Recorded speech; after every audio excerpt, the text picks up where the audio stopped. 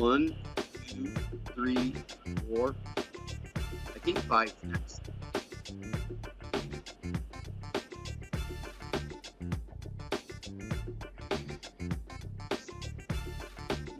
Trying to get the Ethernet cable out so it doesn't work.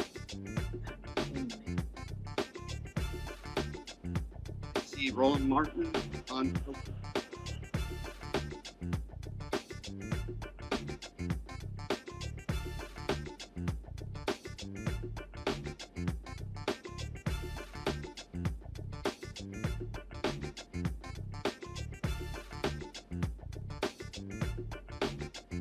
How's that?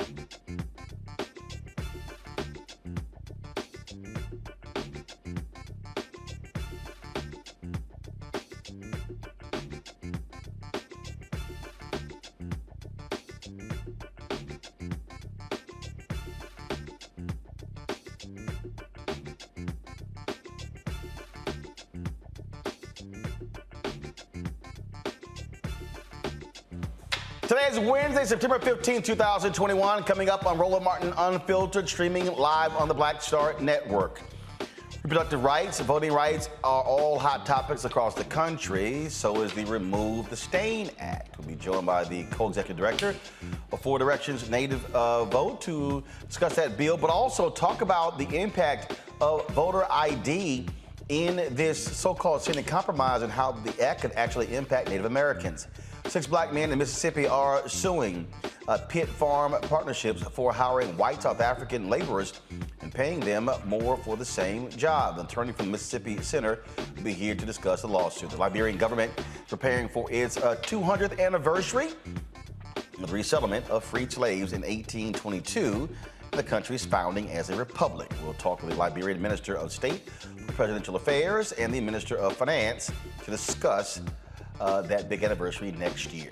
A new report says Instagram is damaging to young teens' self-esteem, causing rising rates of anxiety and depression among the groups of people who use them. We'll talk with a digital expert about that. In Minnesota, the Supreme Court overturns the murder conviction of a former black police officer, folks. And also in Minnesota, judges put a hold to a new law that governs police use of force.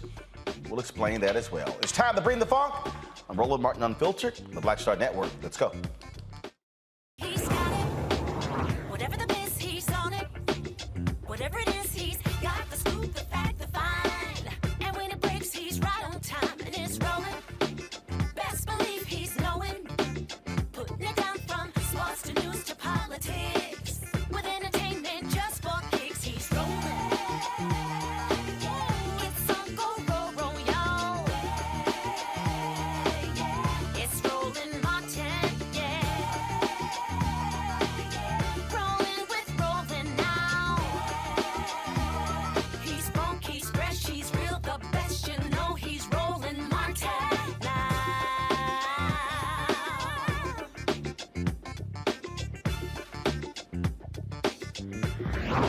Martin. Folks, black women leaders and others took to the Supreme Court today to express their thoughts on Congress passing bills protecting reproductive rights, but also voting rights. The Black Women's Coalition, the Black Women's Roundtable, they were involved in that. We live streamed that particular event as well. Here's some of what took place at today's news conference. We have to demand that Congress pass federal legislation to protect the right to vote and the right to choose. Yes. Right now, we're at a critical juncture in our fight for justice. As state after state passes laws to restrict the right to vote and restrict reproductive rights, it's clear our democracy and our bodies are on attack. At the same time, we're also fighting against a Supreme Court that is hell-bent on destroying Roe v. Wade, as well as our nation's most consequential voting rights legislation, the Voting Rights Act of 1965. For me, the fight for voting rights is very personal. Growing up in Selma, Alabama, no one had to tell me about Amelia Boynton Robinson. No one had to tell me about the foot soldiers that fought for justice and gave themselves, their blood, sweat, and tears, and many died for the right to vote. Old battles have become new again. Surely we thought that our mothers had already fought for reproductive rights and won. Yes. Surely we thought that the foot soldiers had fought for the right of every American to vote and won. But we know old battles have become new again. We see over 400 laws just this year being introduced in state legislatures across this nation, trying to restrict the right to vote. And we say no. We say on the foot of the Supreme Court, no, hell no, we're not going back. Yeah, of course, it's Congresswoman Terry Sewell of Alabama. Of course, she is from the Black Belt there, where so many civil rights battles were actually fought. Now, there's talk that the United States Senate is going to vote next week on this compromise bill being led by West Virginia Senator Joe Manchin. There are a number of things that were stripped out of that bill, especially the ethics pieces. But one of the issues deals with voter ID. Now, although it does not explicitly call for a national voter ID, it does, though, according to Reverend Dr. William Barber of the Poor People's Campaign and others, literally paved the way to a national voter ID when there are a number of organizations and states continuing to fight voter ID in the courts. This issue of voter ID has an impact not only on African Americans, Latinos, but also Native Americans. Joining us right now is O.J. Siemens, co-executive director of Forward Directions Native Vote. O.J., glad to have you back on Roland Martin Unfiltered. And so explain to our audience how Native Americans were specifically targeted in the last presidential campaign over the issue of voter ID. Sure. And first of all, thanks for having me here, Roland. And I want to congratulate you on your show of the Power Roundtable a few days ago.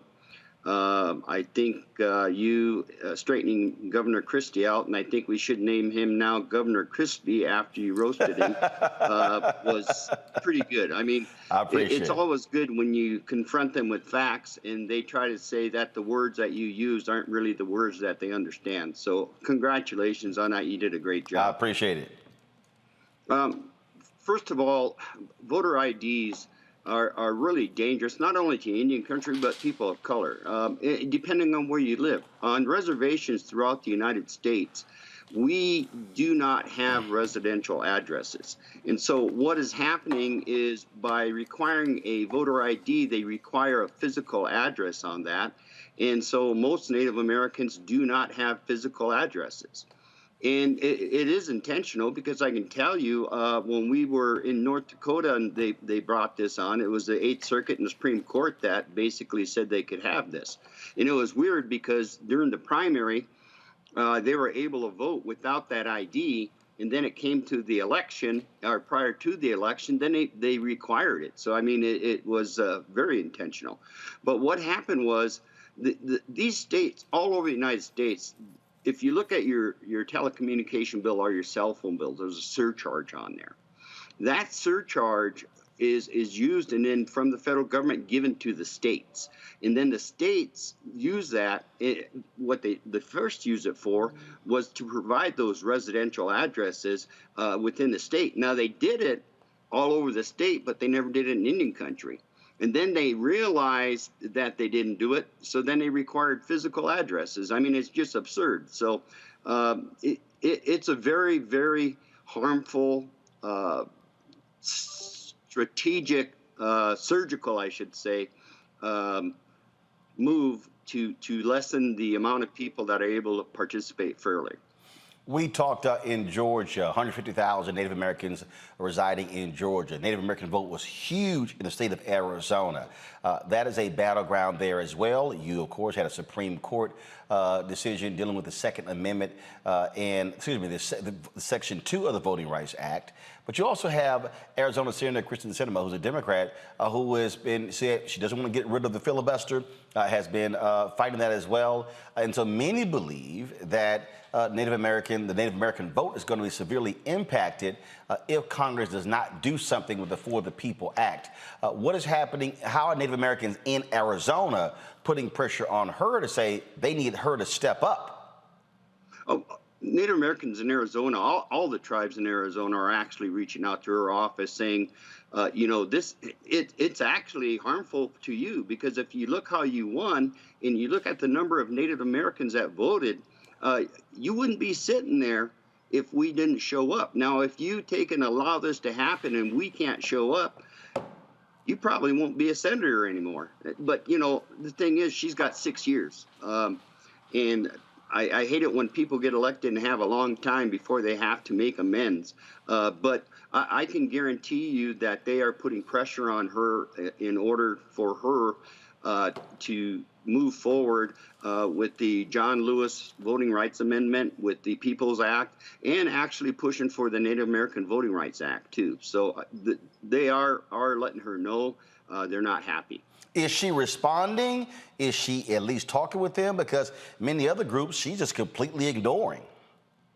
Well, that I really can't answer truthfully right now, because I haven't reached out to see if they really received any feedback.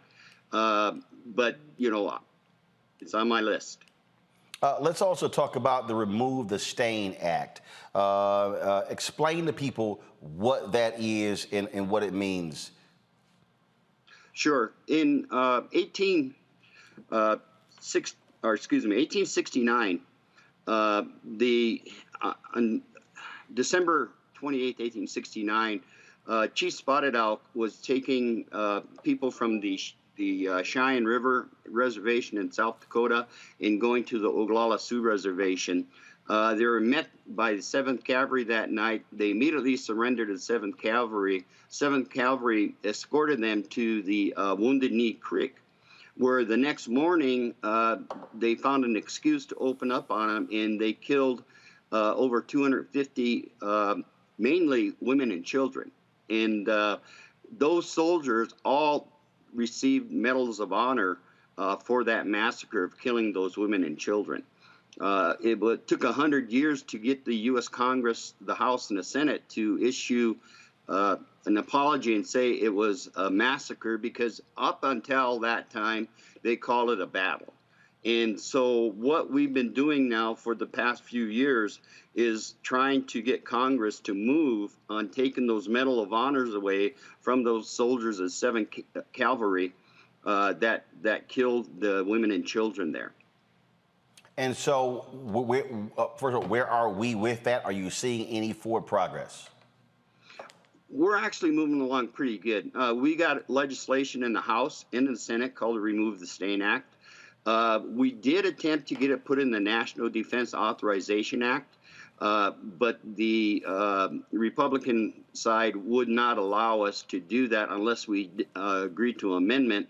And that amendment was basically saying that, okay, we're gonna let the Department of Defense review it, but we want them to review it with the terms that were used in the 1800s, and basically saying that it wasn't going to happen. So we would not agree to the amendment, and so it did not get out of the committee because it was a 50-50 split.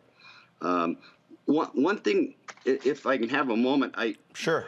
General Miles, who was he's in charge of the overall cavalry, and was awarded the Medal of Honor during the Civil War, wrote this, and it was a confidential letter. And here's what he said about the Wounded Knee. He said, "Wholesale massacre occurred, and I have never heard of a more brutal, cold-blooded massacre than a Wounded Knee.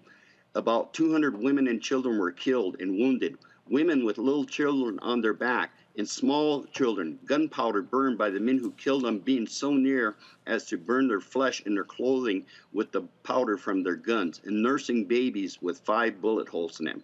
These are the people that they gave the Congressional Medal of Honor for. There was more medals given there than during the fight on terrorism this past 20 years. Wow. Well, that's certainly some history many people may not be aware of.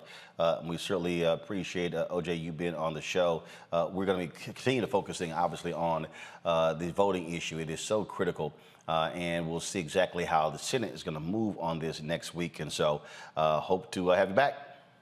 Hey, I always appreciate it. I'll keep an eye on you. All right. I appreciate it. Thanks a lot. You have a good day. All right, then. I want to bring in my panel right now, talk about, again, the continuing pressure being applied to the United States Senate. A. Scott Bolden, former chair, National Bar Association Political Action Committee. Robert Patillo, Executive Director, Rainbow Push Coalition, Peachtree Street Project. Lauren Victoria Burke, writer with the NNPA, as well as the GRIO. Lauren, the news conference held today. What was key was that it was Black women leaders, but also you saw them bringing a lot of these white women out as well.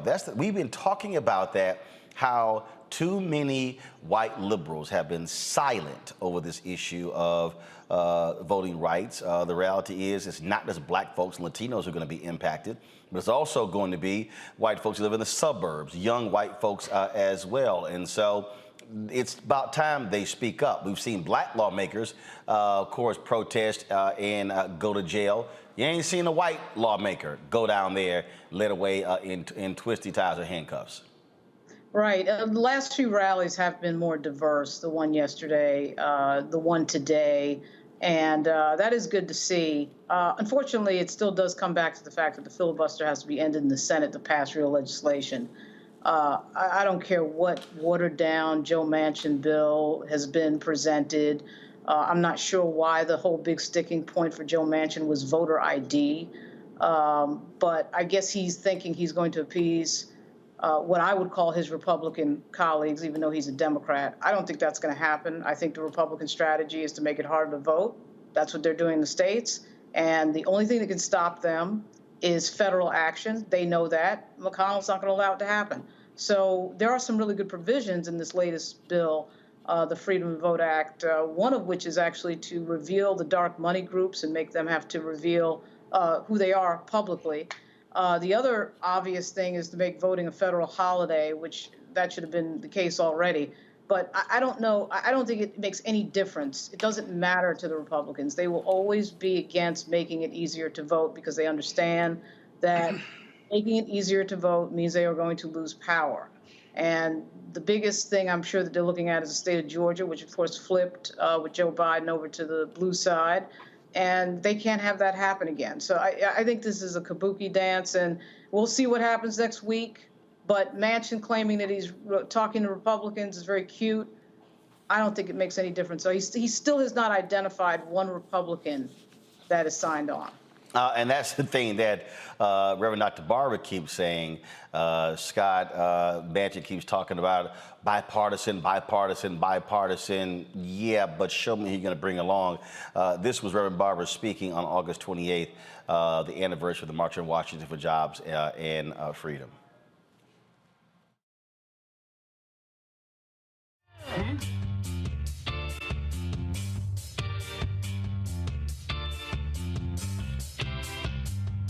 We watched two senators hold up everything.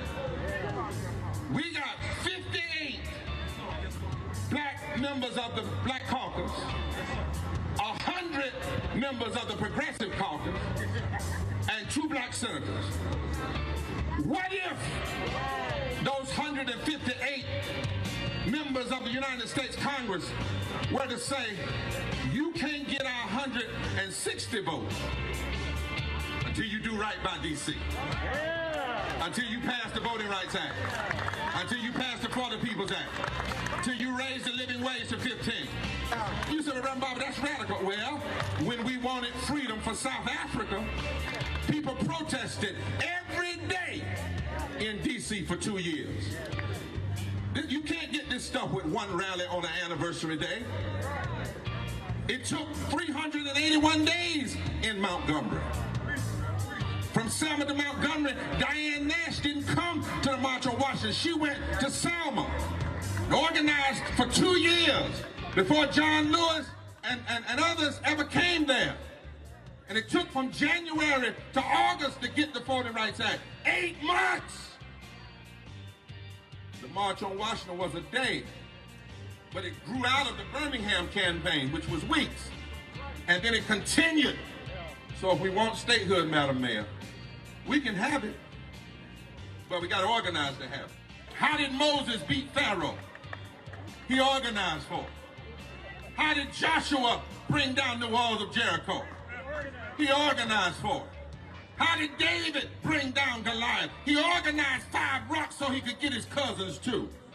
How did Esther defeat the plan against her people? She organized for it and said, if I perish, I perish. But I'm going to see the king.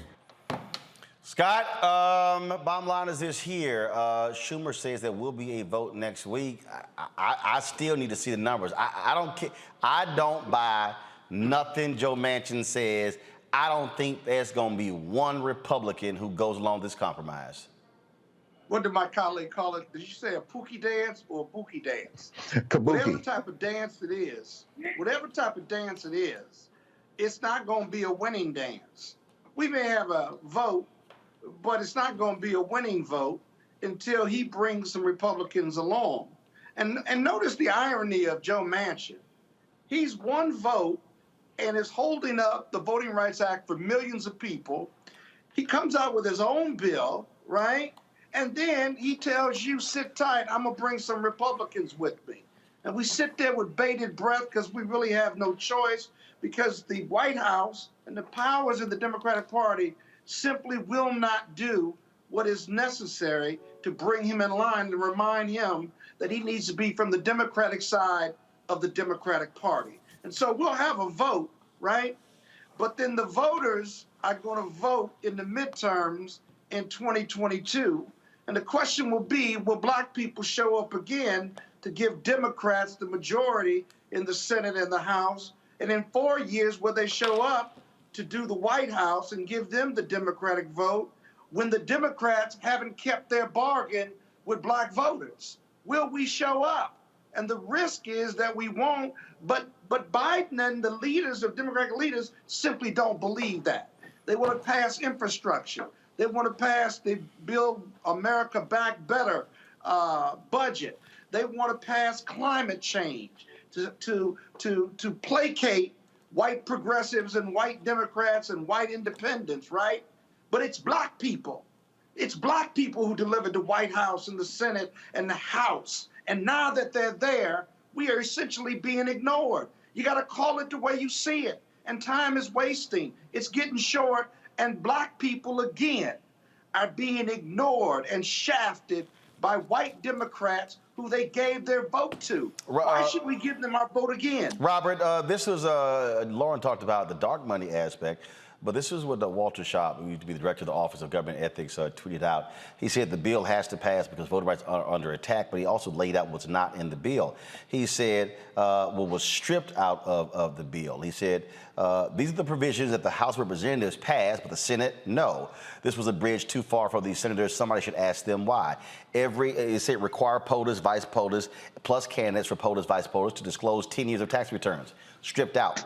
Require the Supreme Court to finally adopt an ethics code, stripped out. Void federal contracts with POTUS vice president and impose penalties for holding such contracts, stripped out. Bar spending federal funds on a business owned by the president or the vice president, cabinet officials, or their spouses and children, stripped out. Authorize the Office of Government Ethics to conduct investigations and issue subpoenas which can be enforced by a district court, stripped out. Authorize OGE to impose disciplinary action, stripped out. Authorize OGE to require agencies to seek OGE's approval when resolving conflicts of interest, issuing waivers, or handling other ethics matters. Require OGE to create a public online database for any records it approves. Require agency ethics officials to provide OGE with a broad array of ethics records and require OGE to post them online. Require a presidential appointee to recuse from any particular matter involving a party who is the POTUS who appointed him or her, the spouse or child of that POTUS, or an entity in which any of these individuals has a substantial interest. Again, all of this stripped out. There are other things that have been stripped out of the bill, and you have to wonder, as he said, what are y'all afraid of? Roland, this isn't a mystery. If you go into a room full of criminals and ask them to pass laws to regulate themselves, what do you think they're going to do? The reason those things got stripped out is because they got stripped out because these people have no interest in regulating themselves. And let's understand, the For the People Act was already too weak when it passed the House of Representatives. It was not responsive to the new wave of voter suppression the Republicans are doing right now. We're still talking about voter ID, those sorts of things. What Republicans are doing in 2021 is selecting their own voters. Look at what they're doing right here in Georgia. Look at what they're doing in Texas. They're attacking the right to vote in whole new ways. So you took a bill that was too weak to start with, and then you made it weaker. And then now we're talking about a compromise that paves the way for nationwide voter ID. Well, what the hell are we even voting on it for? Let's look at Georgia, for example. You know, that's where I'm at.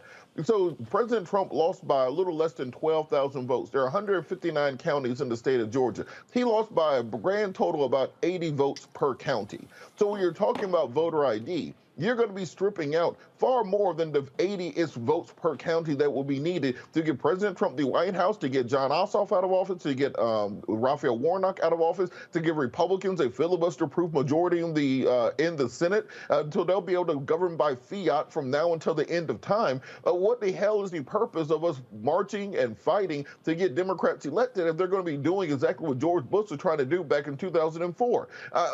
What Scott was saying, I think, is putting it mildly. wildly. I feel like what Joe Manchin is doing right now is just throwing up smoke signals to try to run out the clock, because everybody knows that after Labor Day, you got about 90 days to pass legislation before everyone turns into campaign mode for the 2022 election cycle. So if every part of this agenda is not passed in the next 90 days, well, then we're not going to get any of these things done, because 2022 is going to be a dead season.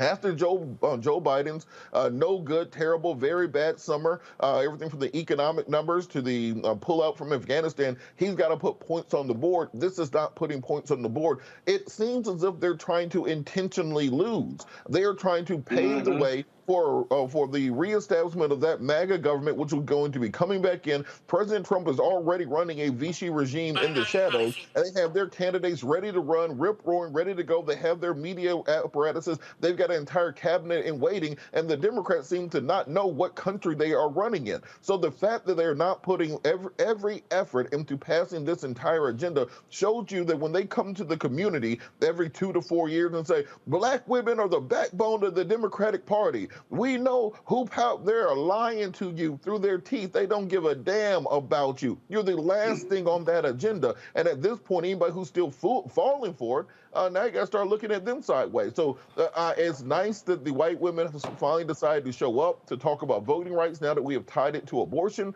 But I want to see them coming together, standing alone when it's not something that they want on the table also. Standing up for that coalition of people that legislative seasons that we're not seeing it right now, and I don't think we're going to see it. We're not going to see the pressure put on Joe Manchin and Christian Cinema, because they have bigger agenda items they want to get passed. And because of that, I'm not going to blame black folks and be browbeating them when they say, well, why do I need to get out and vote? Because what we're seeing is exactly what the naysayers have been saying the entire time. Folks, again, supposedly they're going to vote on this next week. We're going to continue to cover this. If you want to see the full news conference that took place at the Supreme Court today, simply go to our YouTube channel or go to Black Star Network, the app, and you can actually see that full news conference. We live streamed it as well. Got to go to a break. We come back. We're going to talk about the 200th anniversary next year of the country of Liberia. We'll hear from a couple of government officials what their plans are for that country, which was settled by freed slaves in the 1800s. That is next on Roland Martin Unfiltered, streaming live on the Black Star Network. Back in a moment. I believe that people our age have lost the ability to focus the discipline on the art of organizing. The challenges, there's so many of them and they're complex. And we need to be moving to address them. But I'm able to say, watch out, Tiffany. I know this road. That is so freaking dope.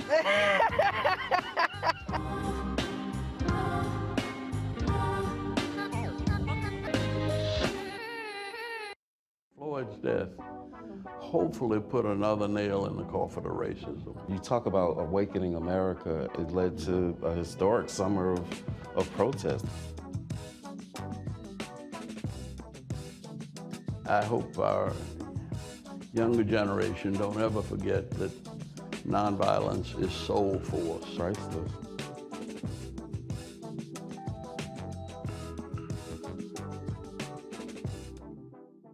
Carl Payne pretended to be Roland Martin. Holla! Hi, I'm Chaley Rose, and you're watching Roland Martin Unfiltered.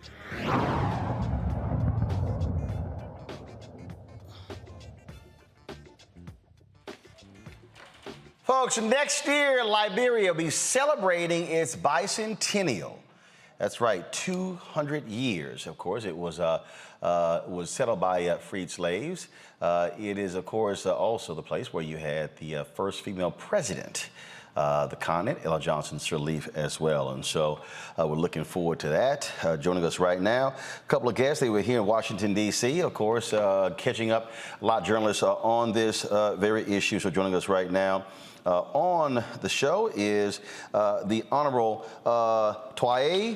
Samuel Twaye, hope I said that pronounced it correct, Minister of Finance and Developmental Planning for the Republic of Liberia, and also the Honorable Ledger Hood Rennie, Minister of Information, Cultural Affairs, and Tourism for the Republic of Liberia. Gentlemen, glad to have both of you here. So first and foremost, When is the actual celebration? Is it going to be all year, or are you designating a particular area, a particular time in 2022? Well, thank you, Martin, for having us here on this important show. It's going to be all year, straight answer. There are events we're planning along the entire year 2022, which will make this 200th anniversary of freed African-American Black slaves from the United States, multiple states from the United States, coming together to establish an example of African or Pan-African leadership on the continent of Africa.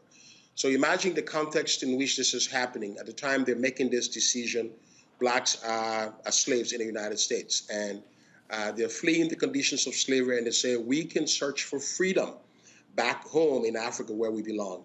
And 200 years after that decision, after conjoining with other African brothers and sisters, indigenous brothers and sisters on the continent, in Liberia, where Liberia is today, we now have the Republic of Liberia. You just said we had our first, Africa has had its first female president in Madam Ellen Johnson Sirleaf, and now we have President George Manneh Weah, who's been in office since 2018. So this next year, we want to invite the entire world. We don't invite Americans, African Americans, to celebrate this history, to celebrate this joining to freedom and to Pan-African leadership. This is going to happen. We want to bring the world to see what Liberia is. Liberia's story is an untold story. Most of Americans do not know about Liberia, even though we have this umbilical relationship with the United States. Most of Europe does not know much about Liberia, Asia, all over the world. We want people to hear the Liberian story. And the beginning of that is this 200th anniversary. We're going to be planning massive events, a number of things, a number of experts, all dimensions will be there. And I think it's going to be a great moment for the country. It's interesting. So you hear people say all the time, or you've heard people say for a very long time, we need our own country. Well, the reality is Liberia is the only country in the world that was settled by freed slaves from the United States. And that is why it's deeply rooted in our foundation and our history. That is why we want to commemorate that history, strong and deeply rooted to that of the United States of America. We cherish our rich and diverse culture, but yet at the same time, a union so strong that has led to the emancipation of many other countries across the world. Liberia's history is deeply rooted in the fact that black men, people of color, let me say, have been able to show to the rest of the world that they too have the gravitas and the wherewithal and the intelligence to continue on their own, to be able to rule themselves, govern themselves in a respectable way and be free. And that is what that union has shown. So we talk about this celebration. Obviously, we go back to 1619, 2019. There were Ghana really put together a strong plan. A lot of people were traveling to Ghana for the year of return, this 400th anniversary of the first people of African descent coming to the United States, which began slavery in this country. And so are you looking at doing something similar to what they did, where they begin to reach out to folks, people begin to put tours together, and then creating sort of a really strong tourism opportunity? And then also, now granted, people have been going to Ghana for a very long time, but you don't have the same emphasis of travel that's been happening to Liberians. So talk about, from an infrastructure standpoint, what are you putting together to actually make this really a strong bicentennial celebration? Yeah, definitely. We definitely will learn from the Ghana experience, but I think the Liberia experience is going to be unique. Yes, we've set up a national steering committee in which the ambassador of the United States to Liberia is a member. And we're working with leaders across here in the United States to help make this happen. Obviously, Liberia does have its fair share of infrastructure challenges, but we're putting together a program that is consistent with the level of development we are. We're having some innovations to overcome some structural challenges as part of the planning process. We're also learning from some of the weaknesses in the Ghanaian experience. We have experts who are already working on that so that we can have tourists and people from around the world come to Liberia, have a place to stay, but more importantly, want to return to Liberia. The goal is not just to have this event for a year and then people leave and then they don't remember Liberia. The goal is to plan in such a way that people go, they see the experience, they are hooked into Liberian history, they understand that the root that we have with the United States, the whole joining of slave trade, the whole essence of Black struggle and Black history, which is a big part of social consciousness in the world, of Pan-Africanism. They see Liberia as a go-to place. They visit the Providence Island, for example, where the slaves landed and see the artifacts. They visit museums and they see other places in the country. They will have wonderful places to stay. We're looking for ways and convenient ways to accommodate as many persons around the world as possible, consistent with the constraints we have. But the real goal is to make sure that this is not a single event, that there's going to be continual flow after this event, that we become a tourism economy after this event, and we move in that direction. This is very huge for the country. Before I go to my panel for questions, you talked about the challenges that you have. Look, I went to Ghana in 2008. I was back in 2019, and I saw the dramatic change in facilities in that 11-year period. When President Johnson Sirleaf, when she was sworn in, I remember Bob Johnson, if I'm correct, didn't he also open a resort or a hotel there?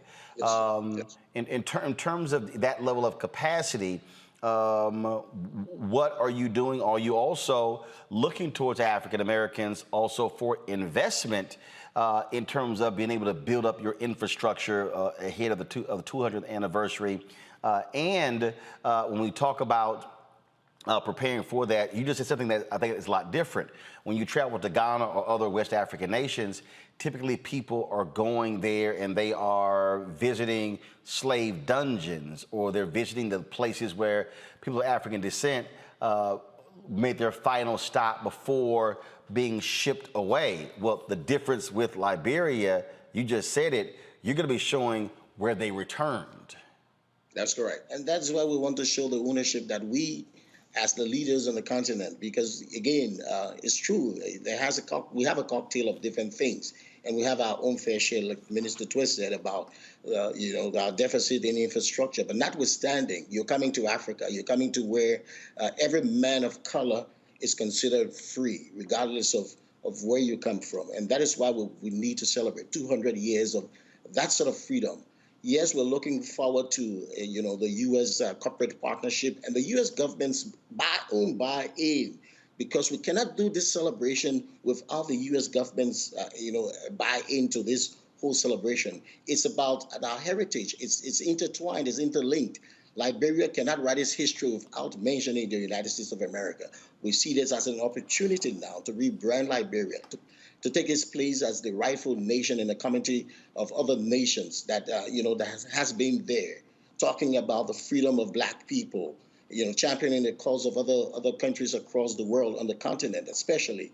There have been several movements that Liberia have had leadership roles in. So we want to make sure that we do not just have the Biden administration or the U.S. government's involvement in all of it. We want the corporate America to be involved in all of this also too. We want the African Americans to also be a part. So we're seeking this, confluence of partnership, so that we can make sure that when we celebrate the Black freedom race, because this nation is the pedestal upon which the Black people show to the rest of the world that without any assistance from anywhere, they can rule and they can build a nation that is enviable and that has all of the qualities that you would think about. Our country has a great history of democracy and deeply rooted to that of America. And we can tell that grandiose story when we celebrate in next year. And Martin, yes, go ahead. Martin, Go ahead. if Liberia develops, Liberia succeeds, Liberia becomes a middle income, a high income country, that success is going to be an African American success. When you go back to African American history, there was tension about who wanted to leave America after we've worked for America. Why should we leave America and go back to Africa? We are citizens of America. We've labored here. We were beaten here. And then some African Americans made that decision. Well, 200 years from now, here we are. African Americans are here. They see life in Liberia. The challenge is that we want to make life in America nearly the same as life in Liberia. So we have a lot of development work to do. That work is ongoing. Next year, we want all African Americans to come and partner with us in this journey to perfect Liberia's development. Then maybe after 50 years, in the next 100 years, or maybe the next, the 400th year anniversary, the African Americans who will be alive then will say, okay, well, but I think it's okay. I mean, some of our brothers and sisters left and went to establish Liberia. Liberia is doing wonderful today. We're doing wonderful in America. African leadership, African American leadership has been proven to be a success. Yes. Those who stayed here are validated. Those who departed can be justified, and the word can just be better. This is a wonderful commemoration and a moment to conjoin forces to take Liberia to the next level. Questions for my panel. I will start with Robert Patillo. Thank you so much. We really do appreciate all that you are doing there. If you haven't noticed, things aren't going great over here. So many of us are thinking about expatriating. What's the process that people will go through, or who will they speak to if they wanted to move to Liberia long-term or permanently? So we have the Liberian embassy here. It is located in Washington, D.C.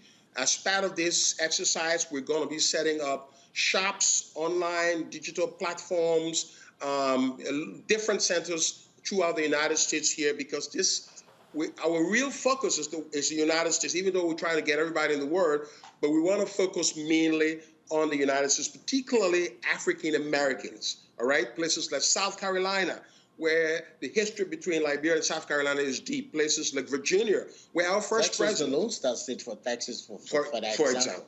Yeah. You know, so you're gonna see a lot of platforms, a lot of setups. It's gonna be easy, and yes, we're gonna make it especially easy for you if you're going there. So there's gonna be no hurdles. The normal bureaucratic process will be eliminated. It's fast lane, enter the country, and everything is gonna be fine. Celebrate and enjoy. Yeah. All right, Lauren. So, gentlemen, if there were two top lines that you could, impart on Americans for them to know about Liberia, what would they be? What would the top two things be that you would want Americans to know? That the country first was established by freed slaves from the United States. That's the most important part of our history. And it has been a beacon of hope on the continent of Africa for most African countries. Our blighted history over the last 2 decades have been the Civil War, the Ebola, and the COVID. But yet we've stood strong, resilient as a nation, have overcome all of our different pitfalls. But we continue in a union so strong, and that is why we believe that our forebears coming from the United States of America, joining with the indigenous on the ground, making this union 200 years later so strong in Pan-African leadership, cannot be nothing more than a commemoration worth celebrating for all people of color, especially from the United States. And let me say, I don't think there is another country, I could be wrong, I don't think there is another country whose democracy is patterned as closely as possible to the democracy here in the United States. Simple. Liberia has a bicameral legislature, a Senate and a House of Representatives in much the same way as the United States. Why? Because the Liberian Constitution was drafted by Simon Greenleaf of Harvard University. So an American who already knew what the American Constitution was about wrote the Liberian Constitution. So we pride ourselves on American democracy. And let me tell you this important fact. We are equal to American democracy in the sense that no president of Liberia can run for more than 2 terms of office. Recently in Africa, you've seen some finagling with term limits here, all right, all across in West Africa and other places in Africa. That is not possible in Liberia. In the last 3 years, I want Americans to know that Liberia has gone to elections. There have been some protests, but there have been no political deaths. This is the place you want to go. Yes, we have a strong sense of security. We have a strong sense of freedom, like Americans. We have a strong sense of democratic right. This is the tradition we are building, patterning after here the democracy in the United States. So I would like for African Americans, for Americans in general, to know about Liberia. And that if you look at Liberia flag, Americans might be confused as to why is the flag so similar. It's as if we took one of the 50, maybe you have 51 stars, and we took one of the stars and made it a star of Liberia, so you came down to 50. We consider ourselves the 51st state in the United States. So there are many similarities. And I mean, if you walk down the streets in Monrovia, the capital, or any place across Liberia, once you are an American, you are home. You know, white, black. Once you say you are an American, you are home. Liberians love America. They dream eat America. The streets are named after Americans. The streets are named Buchanan. after Buchanan, Ashland, you know, and we can go on, Baltimore, you know, and Philadelphia. James Monroe. James Monroe, the capital city, is named after him. Yeah. So our history is intertwined. You know, we cannot divorce ourselves from the United States, and I believe this is an opportunity for that history that has been, you know, on the dustbin for a while to be dusted up and brought to the fold so that the world can understand that there is a nation on the African continent that carries democracy, that carries the freedom, unity, and respect for the humankind as its mantra for, you know, the human race. And maybe Americans don't know about Liberia because we've not asserted that leadership in the last 100 years. We've taken it for granted. Maybe this is the seminal moment for that assertion now. This is the beginning. The 200th anniversary is the beginning to galvanize the momentum to let African Americans and Americans in general know that Liberia exists. Maybe this is a moment for director Spike Lee or Denzel Washington to start, you know, scripting something about this founding of this country 200 years after free slaves left and joined their compatriots in Africa to establish. What has become of this country? This is the moment. This is the moment. Scott. Yeah, real quick, Roland. Congratulations, gentlemen, on your bicentennial celebration in 2022. I think you're right. I think it's an incredible opportunity for creating a stronger tourism economy, but also a business and economic international economy with so many black businesses that are thriving and striving, large and small, in the United States.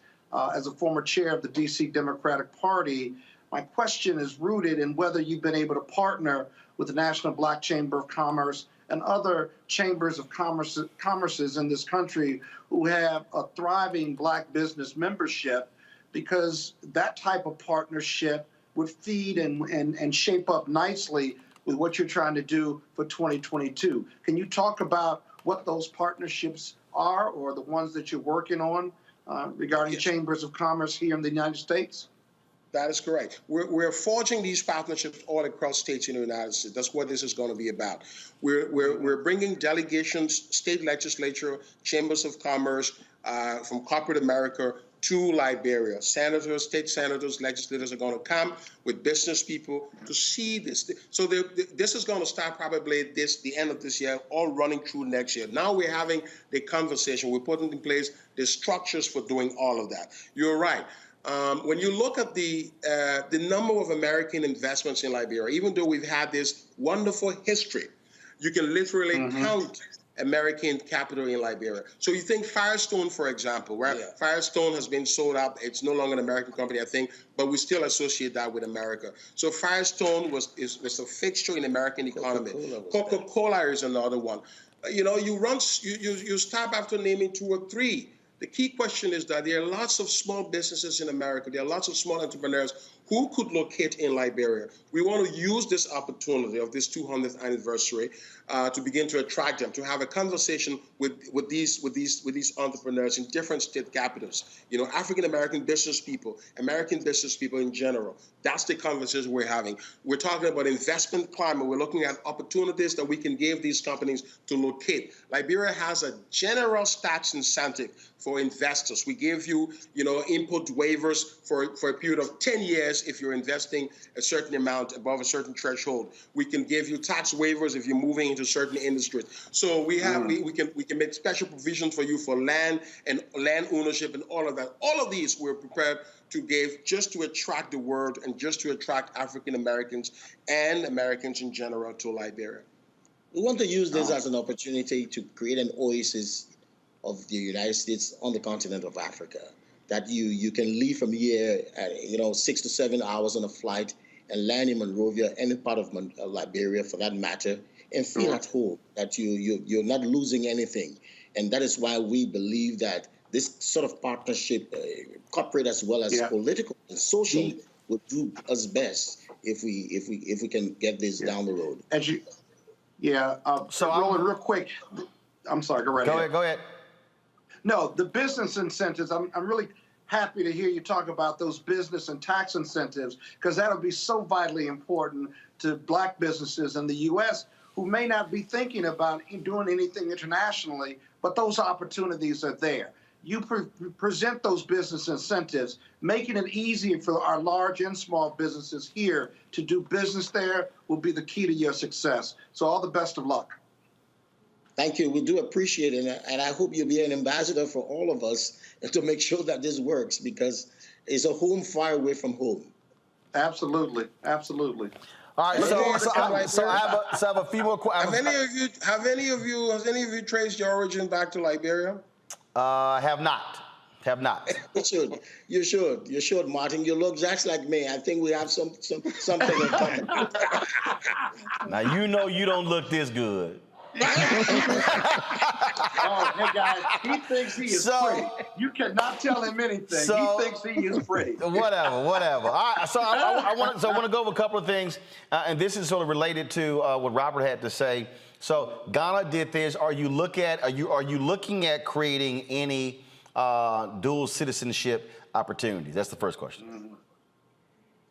Yes, we're looking at those possibilities. Actually, our president tabled before the national legislature a dual citizen bill. So that conversation is happening right now as we speak.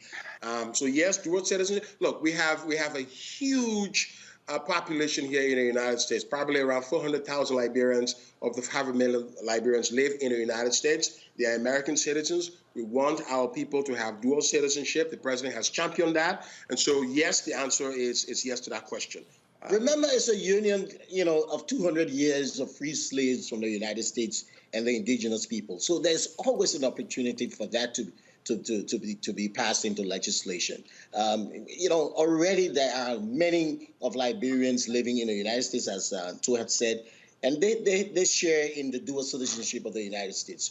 We too have no reasons why we cannot do the same for our brothers and sisters from across the globe, from across another part of the ocean, just about 8 hours away on a flight to Monrovia, to come and share in the glory of a land, and couched under the fact that the liberty is for all of us. Now I'm glad that you said that. So like I was pulling up, go to my computer. I was just on Orbitz, and I was looking at flights. So, are there direct flights from the United States to Liberia?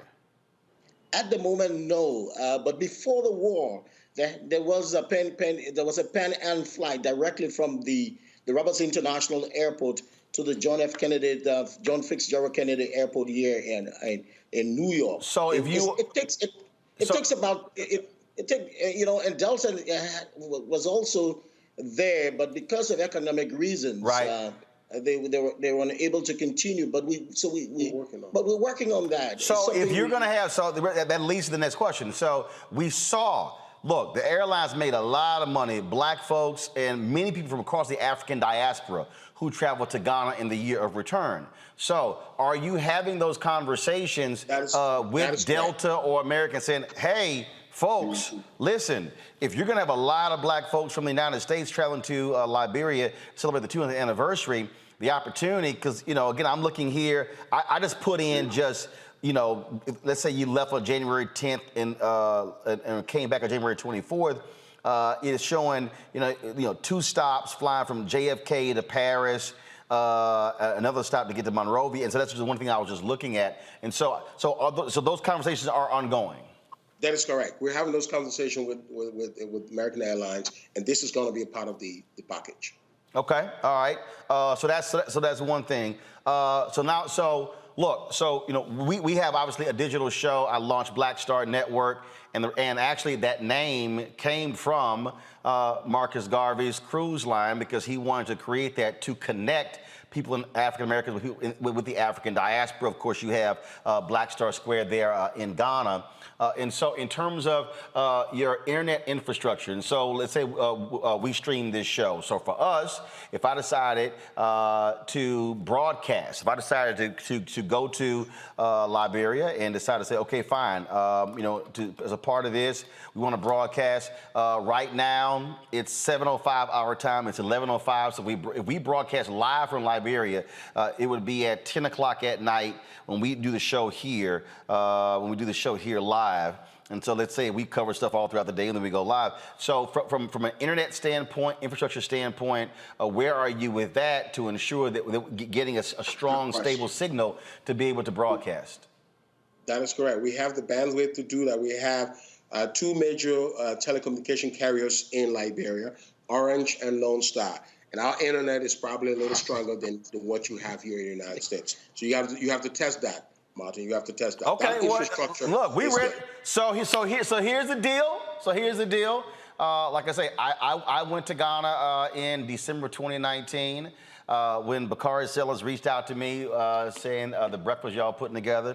I said, all right. I said, let me know when the celebration. Obviously, it's going to be year long, but you're going to have some sort of major kickoff stuff along those lines. Love to see the schedule. Because this is black owned, I don't have to ask anybody's opinion.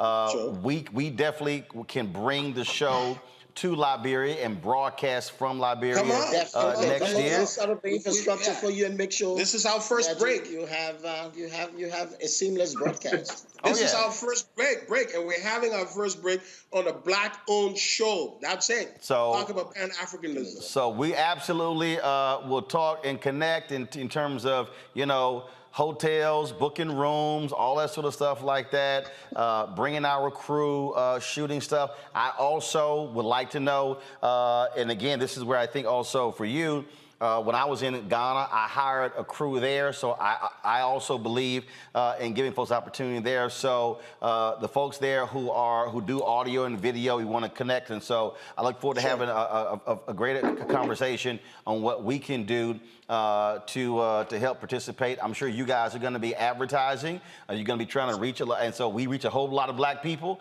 and so we certainly can partner in this. Thank you. The ITC infrastructure is in place to get you going, so you don't have to worry about that. Also, the personnel, we have the technical crew to be able to assist your broadcast, to assist in the kinds of works you want to do, to get your show going, to get even the restaurants here, the business people here, to stream from Liberia their products. When they go to Monrovia and see, and parts of Liberia to see the beautiful beaches and the ecosystem, you know, we have a lot to show the rest of the world. And just by using the internet, they can be good ambassadors for our country. And that's what we're trying to do. Rebrand Liberia, tell this Pan-African history, and that brings it to the full internationally. And that's what our focus is for this bicentennial. Yeah, I better get ready. I got a whole bunch of followers and fans. And so all of a sudden, if a couple thousand of us show up, we gonna be ready to party and have a good time. I tell you, we'll have a party. You'll be okay. You'll be okay. All right, then. Gentlemen, I appreciate it. Good luck with the bicentennial, and we definitely will be chatting more.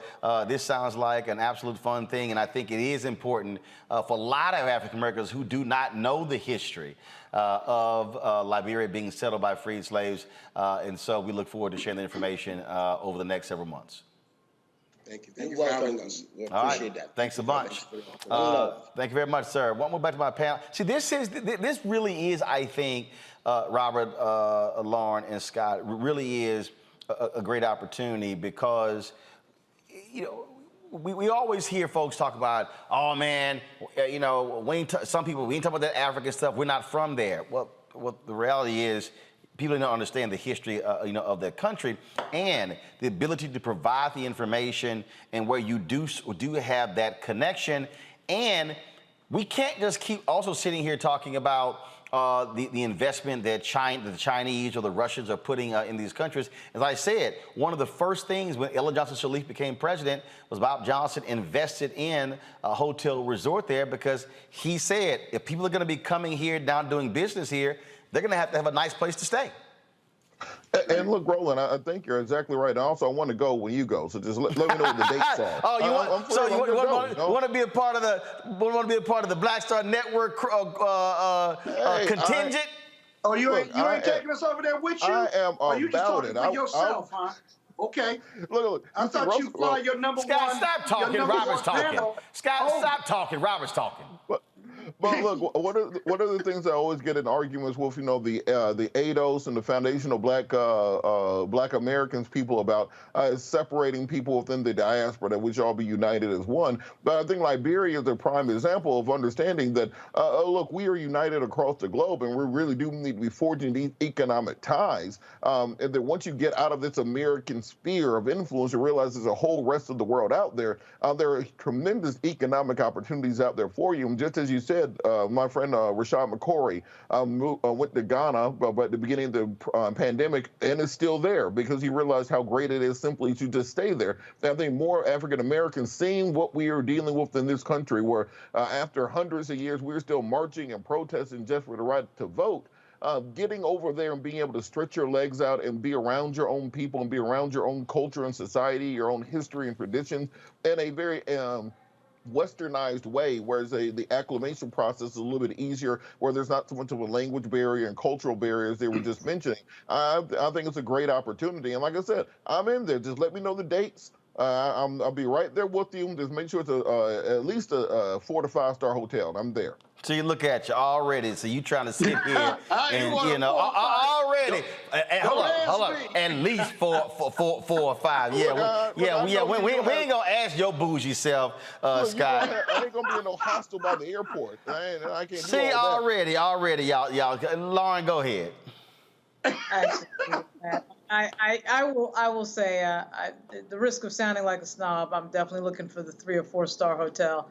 But it's interesting, Robert, you mentioned EDOS and the connect, you know, the sort of complaints that people generally have about us not being as joined as we should be in a Pan-African way or an economic way. But, you know, there are doers and then there are talkers. And the people, what we find in our technological age is that these pieces of technology like Twitter and Facebook provide for a lot of talking and not a lot of doing. And I think that what Roland was saying about the economic piece and going over and doing a show there, I mean, right there is a big piece of action because you involve so many people in that, who you have to hire, obviously, on the ground. I mean, it's just such a basic thing. And, you know, if you do that and you multiply that by all the black companies who are in the United States that have some bandwidth, that makes a huge impact. Looks like a beautiful country. And again, I mean, Scott. I mean, first of all, I mean, I'm being dead serious. I mean, the reality is, you know, the experience when we were in Ghana, we're literally editing right now, finishing editing that 10-part series. And what I'll do is I'll be sure in one of the commercial breaks, hey guys, if y'all pull that 3-minute sizzle reel we put together. We put that thing together right now, and it's telling a story. It's telling a story. A lot of people just simply do not know. It is actually, it's our history. Right. Yeah, no question about it. It's an incredible opportunity. And I'll tell you this, Roland, if you go and if we're not being remote, then I will go too. I ain't working for you or anything. But if you let me do my Wednesday night spot from Monrovia live on the set, I'll certainly go, and then I'll vacation the rest of the week or two I'm there. I might even buy you dinner. I'm serious. I'm serious too. I'm serious. I'm very so serious. McCarty told me, I said. The important thing is this, though. That investment opportunity that I talked to with the gentleman is super important, but they've got to have the infrastructure and be ready for it. And then, two, that'll allow black businesses all over this country to be willing to invest because they have a level of comfort because they have the infrastructure. They make it easy on them. Most black businesses, big or small, are reluctant to do business in Africa because they either don't understand it or do business anywhere else other than the U.S. because they don't understand it. But it's a thriving economy out there, world economy, and the opportunities are even greater there and around the world than they may be here with whatever business limitations they have. And so I would hope that you would promote business investment as part of what your discussion is about this bicentennial. All right, then. So, folks, we're going to go to a break right now. We come back. We're going to talk other issues here on Roland Martin Unfiltered. We'll be back. Of course, you can also support what we do. First off, download the Black Start Network app. As I said, announced last night, we've gone past 10,000 downloads. Let me just see where we are right now. See what our number is right now. So we're past 10,000. Now we're on to the next 10,000. So we want to hit 20,000 downloads. Our goal, of course, by December 1st is to have 50,000 downloads of the app. And so all you got to do is go to all the platforms. We're at 10,367. iPhone, Android, Apple TV, Android TV, of course, Amazon Fire Stick, Amazon TV, Roku, Xbox, Samsung TV. You can download us on all those platforms. You can also support us because your dollars allow us to do what we do. We were, of course, in Atlanta last night at the Four Brothers Only meeting. Phenomenal conversation. If you missed that, y'all go back and watch that show. It was unbelievable. And so check it out. It's right there on the Black Star Network app. It's also, of course, on our YouTube channel. Go back and watch that. And so check it out. You can support us. Cash App, $RM Unfiltered. PayPal.me/R Martin Unfiltered. Venmo.com is /RM Unfiltered. Zelle is Roland at RolandSMartin.com. Roland at RolandMartinUnfiltered.com. In this break, I'm going to show you, of course, the teaser of the 2019 project that we're putting together, that we are editing. And so after we show you this, we'll come back right here on Roland Martin Unfiltered on the Black Star Network.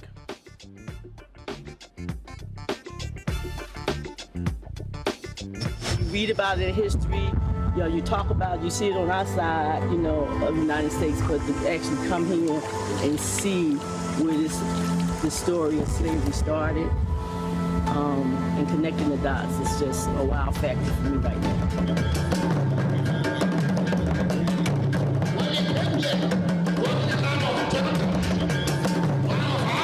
It's gonna be dark inside.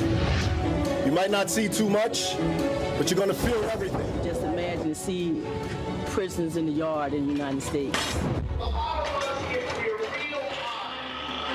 What is required in 2019 going into 2020, essentially for us to be reprogrammed what they taught us needs to be removed and extracted. It just doesn't make sense that the richest continent in the world should be inhabited by the poorest people in the world. Part of that is by design. Self-hatred has been a very tragic part of our whole existence. And I'm not blaming anybody for it, but if you look at most characterizations of being of African descent in the world, it's with these kind of tags. I always say, you're gonna do a lot of shopping. They go, oh, I don't think so. And then they come, so they brought limited reserves, and then they spend all the time running to the ATM because they see all these clothes they want and fabric they want. It's overwhelming. I've been here for 8 years, and I'm still taking pictures out of my car because it's a feast for the eyes on any given day. The kind of opportunities you have in Africa, you don't have those in America. the kind of money that you can make in Africa, very few of you would have that opportunity to do that in America. Cordy, who was working for the Congress in the United States, she has started a waste management company. She's the #1 here in Ghana now. She looked at dollar signs and trash. There it is. Used to be jeans. Used to be jeans. Is now a huge rush. In Ghana alone, we have a 2 million unit deficit in housing. 2 million. 2 million.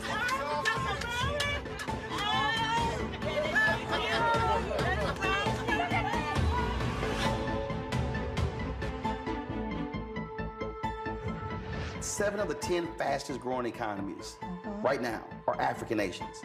Why in the world would we not be trying to figure out how to connect? Because the Lebanese are, the Chinese are, everybody else is doing it. We will be crazy to do it. And it's with people who look like us. We will be crazy to do it, crazy to do it, crazy to do it.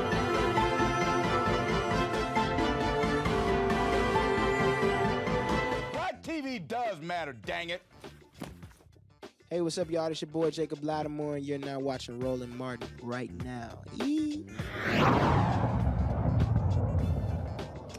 Let's go to Mississippi, where 6 black farm workers are suing their former employer for paying white foreign farm workers higher wages.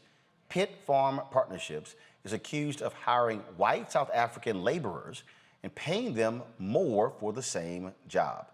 Attorney Ty Pinkins from the Mississippi Center for Justice joins us right now. Ty, glad to have you here on Roland Martin Unfiltered. So, walk us through this. Paying white South African workers, importing them more than the black folks who live there? Well, first of all, thank you for having me, Roland. It's a pleasure to be on your show. And last Wednesday, the Mississippi Center for Justice, which is the law firm I work for, and the Southern Migrant Legal Services filed a lawsuit on behalf of 6 black farm workers against their employer, Pitt's Farms, which is a large agricultural operation in Sunflower County in the Mississippi Delta. And our lawsuit against Pitt's Farm is based on allegations of racial discrimination and discrimination against American workers, specifically that this farm paid white workers imported from South Africa more than they paid the black workers from Sunflower County, where Pitt's Farm is headquartered, and that they eventually laid off most of the local black workers in favor of the white South Africans, and that they lied to the federal government in order to obtain the visas for the South Africans. And so we allege that the false statements this employer made to obtain the visas include, first, that they had attempted to recruit American workers for these jobs and had been unable to do so. So they said that they attempted to find American workers and they were unable to find them. And then they said that they would pay the local workers that already had the jobs the same amount as they would pay the South Africans that they had brought in. And we believe both those statements made by Pitt's Farms were not true. Now, it's perfectly lawful to obtain visas for foreign workers when they are needed, as long as you pay the local workers, you do have the rate you pay the foreign workers. But in this instance, we feel like Pitt's Farms did not measure up. They did not make the tape. And you guys laid out, you have the documentation as well, and the proof showing the white workers were actually earning more.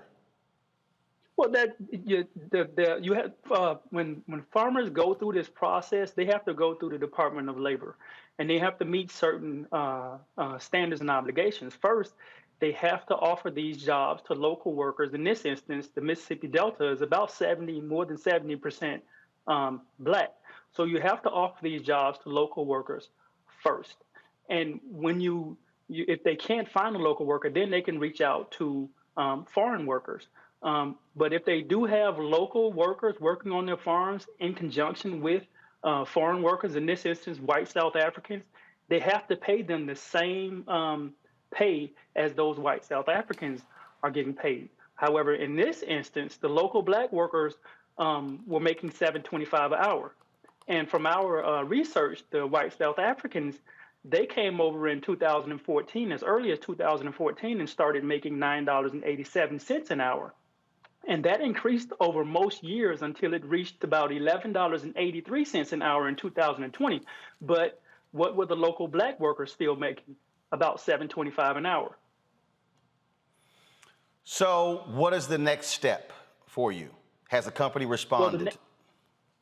Well, the next step for us is to prepare for litigation. The company, I can't get into whether the company has responded or not, but the next step for us is to get into litigation where Pitts Farms will have to explain the discrepancy in the pay and why, given that in Mississippi, particularly the Mississippi Delta, you have some counties with an unemployment rate exceeding 13, 14%. And the poverty level in some of these counties in the Mississippi Delta as high as 39%. Why is it that they're saying that they can't find employees when the unemployment level is that high, the poverty level is that high, and when they do have black people working on their farm, they feel like it's okay to pay foreign workers more than they're paying local black workers? All right, then. Well, look, we certainly look forward to more information on this lawsuit. Keep us abreast of what happens. All right. Thank you for having me, Roland. I really appreciate it. Thank you very much, folks. Let's talk about Haiti, where the man leading the assassination investigation in the country's president has been removed. Port-au-Prince's chief prosecutor, Bedford Claude, was taken off the case by Prime Minister Ariel Henry. Claude believed there was evidence linking Henry to the July 7th murder of President Jovenel Moise. Henry was asked to testify about the case, pointing to evidence that a key suspect in the assassination called him after the attack on the first family. France-Louise Juste is now the interim top prosecutor. More than 40 arrests have been made in connection with the assassination. This continues to be an absolutely strange story that is going on there, and we're going to continue to follow this, the assassination of the Haitian president. No one can still explain how in the world armed individuals stormed his home. No guards got killed, but the person they were protecting, he's dead. Some shenanigans there. Let's go to Minnesota, where the Minnesota Supreme Court overturns the murder conviction of former cop Mohamed Noor. The state's high court reversed the 2019 third-degree murder conviction in the killing of an Australian woman who called 911 in 2017. The second-degree manslaughter conviction remains in the death of Justine Damon. Noor was sentenced to 12 and a half years in prison. Now, of course, that could potentially be lessened. Very interesting here with that. In addition, a judge there has actually put on hold a law that was passed in Minnesota when it came to police use of force. He said that this thing must be, they must get this right when it comes to this use of force and allow this other case to move forward. Scott, it's interesting looking at these two here. Minnesota is sort of this battleground, we know, where George Floyd was murdered there in Minneapolis. Those police officers going on trial. You had this case here where prior to the cop who killed George Floyd, you had the brother who got convicted when previous white cops had killed folks and they didn't actually get convicted. You know, the legislature who changes the law, now judge says, hold up, let's back off of actually instituting this and some other things get sorted out. And so you're seeing how, they're seeing where, I'm always talking about this here, where you can fight for change in the streets for policy to be made, but you can't ignore what the courts do. Yeah, but the courts still have to follow the law. And if it's new law, how they implement it, is it retroactive or not, is going to be what you need to watch here. You know, Minnesota has some really peculiar criminal statutes. One, I don't believe the police union supported the Ethiopian police officer. You didn't hear about that. They didn't issue any statements, I don't think. And so the dichotomy, not the dynamic between Chauvin and these police officers who are still need to be tried, other than Chauvin, although Chauvin and them will be tried on the federal level too. And then you juxtapose that with the optics that you have this black police officer with white police officers, and he shot accidentally, or whatever the allegation is, a white woman in an alley who allegedly was reporting a rape, or they had heard a scream and what have you. It doesn't cut down the middle. It cuts across and cuts to this black police officer. And the racial dynamic and difference with how these cases are perceived are consistent with what black people say versus white people. Black people, they don't see us. The police don't see us, if you will. And now you have a black person with a badge on who by accident or purpose, whatever he was convicted of, he still doesn't enjoy the fruits of protections of the criminal justice system or the police union, if you will. You can have a lot of analogies here, but it's just a weird circumstance and one you can draw a lot out of, but it's still consistent with how black people are treated in America and how white people see white people through the white privilege lens and how black people see life in America through the reality image of what they've lived. Robert?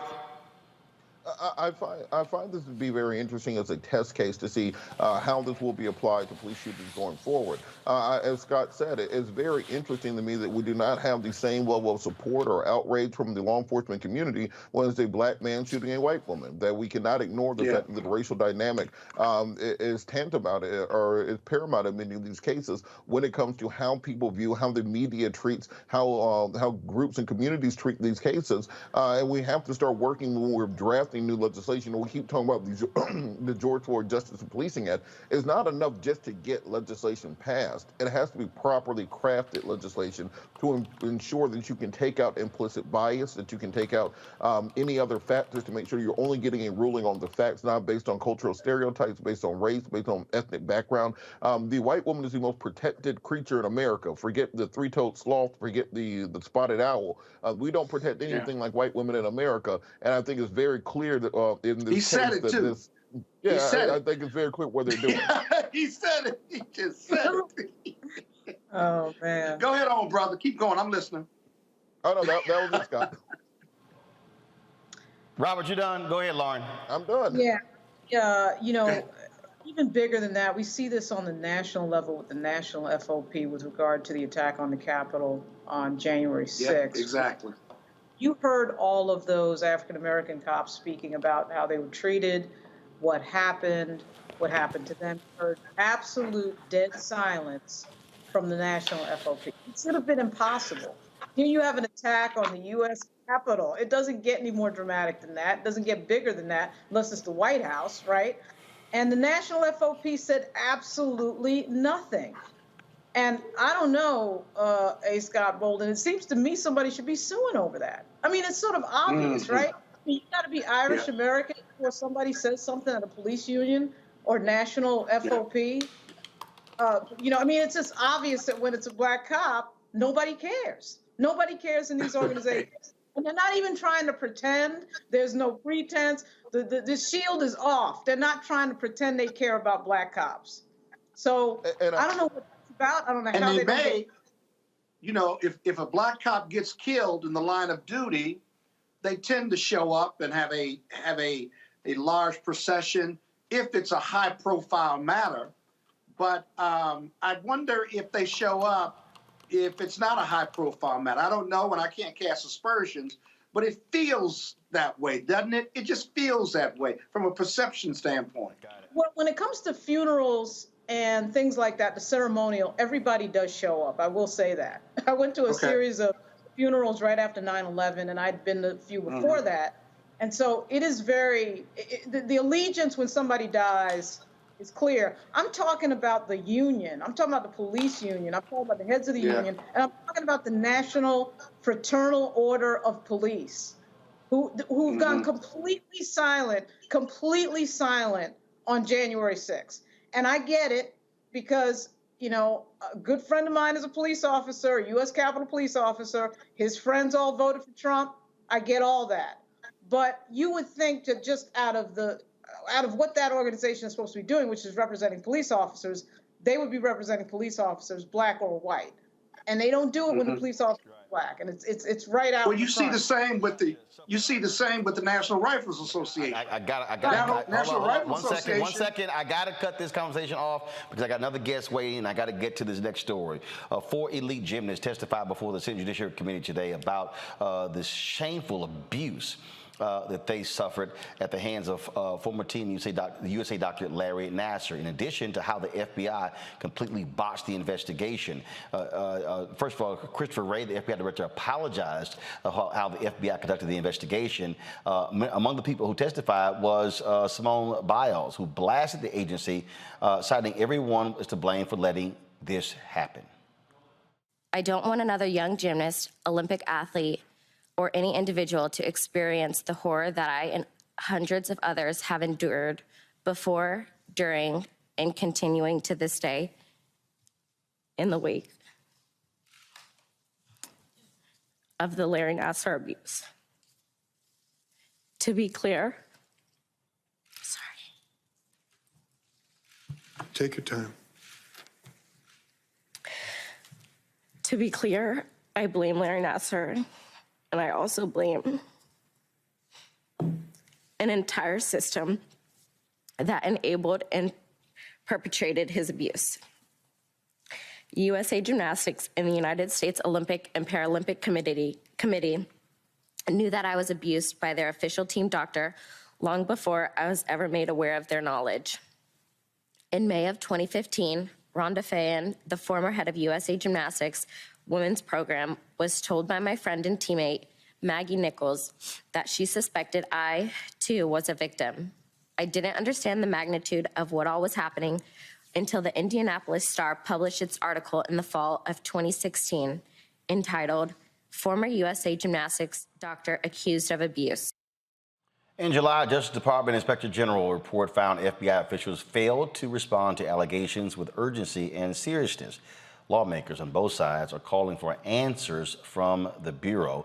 Larry Nassar was convicted in 2017, folks, on abusing 10 girls, but 265 young women have stepped forward and said that he sexually abused them. And so that was a shocking and devastating testimony today there on Capitol Hill. Folks, let's talk about this Wall Street Journal story that came out today that shows that young teens are greatly impacted by what they are seeing on Instagram. In fact, it shows that it speaks to how they view themselves, how they, and this is an internal report.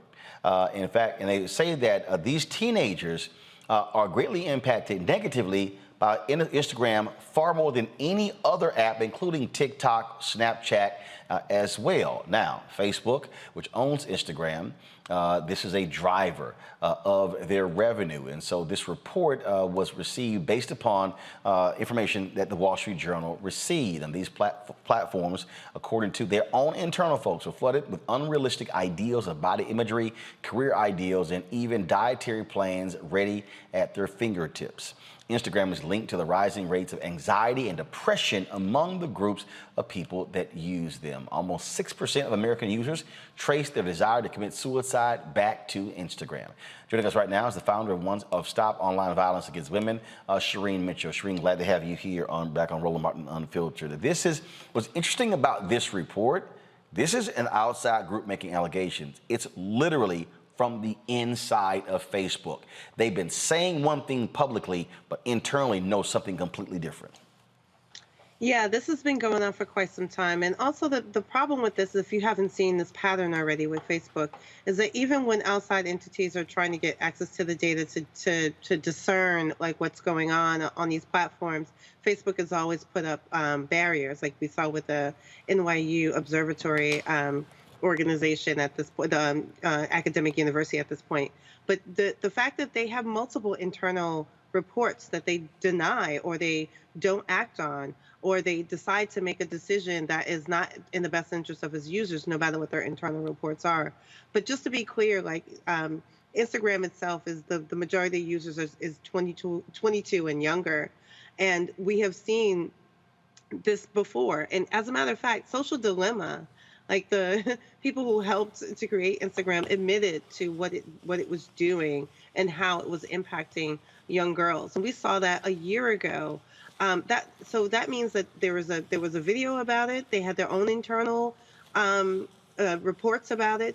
The FTC Commissioner Chopra has talked about it as early as May 2021 this year. And yet, with all of that evidence, they still decide to do nothing. And that now that there's bad press, bad media, now they're making statements about things they want to do or suggestions that they have.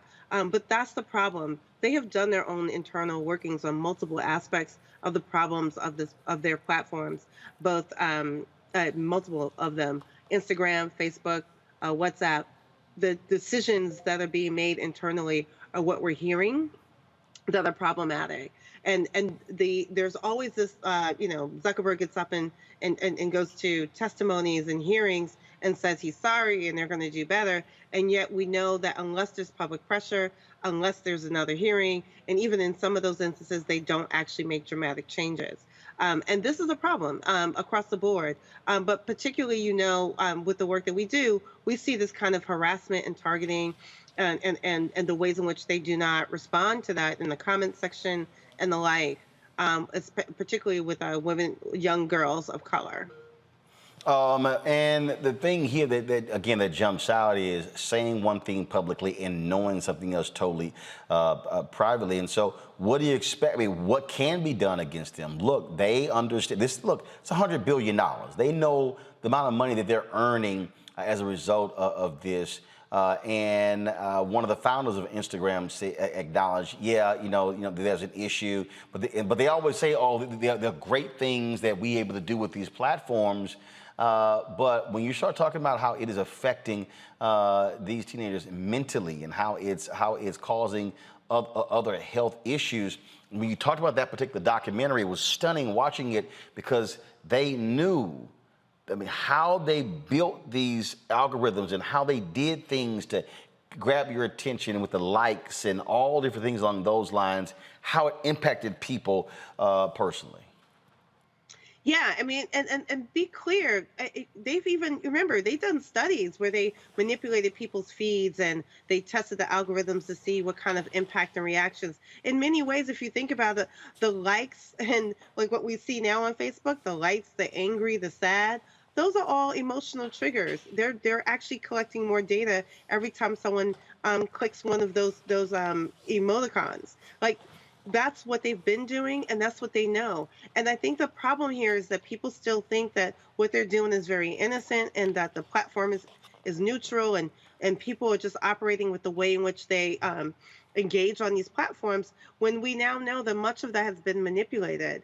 And that's the problem that we're having. And now we're talking about children, but ultimately across the board, I mean, they have been manipulating emotions and allowing disinformation all the way up to the rage and the violence that we've been seeing since January 6th. They know these things have been happening. They have not been taking action. And when you ask the question, what can be done? I mean, this is the point where we can't just keep having hearings. That regulation needs to happen.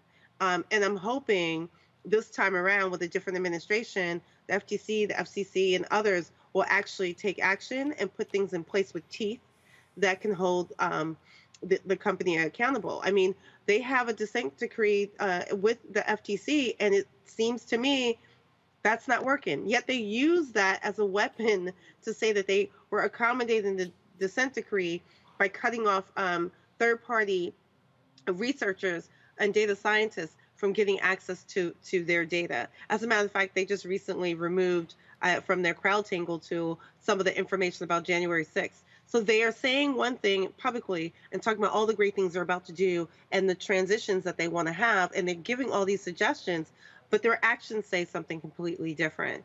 And we need to start accepting the fact that it's been years of these apologies and them doing something different.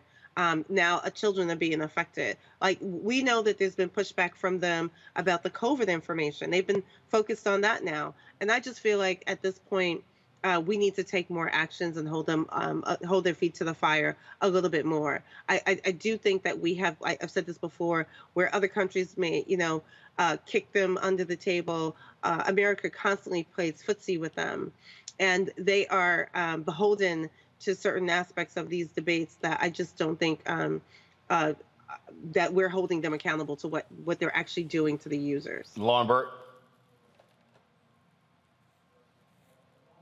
You're unmuted.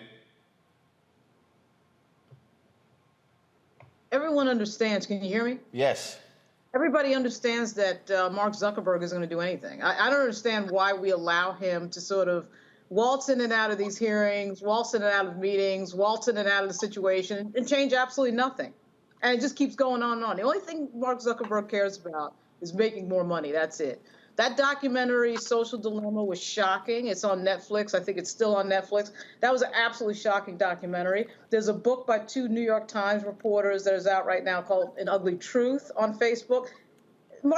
His Zuckerberg's game is clear. He's not going to change anything. He's not going to do anything. He's going to come in. He's going to answer some questions. He's going to walk back out and do absolutely nothing. Obviously, Facebook's lobbyists are very good and has control of our members of Congress, because we've been sitting here now for years watching this dance. We know that the level of divisiveness in our politics has gone up. We know how they make money. They make money through conflict. They make money through divisiveness on Facebook. They make money through arguments.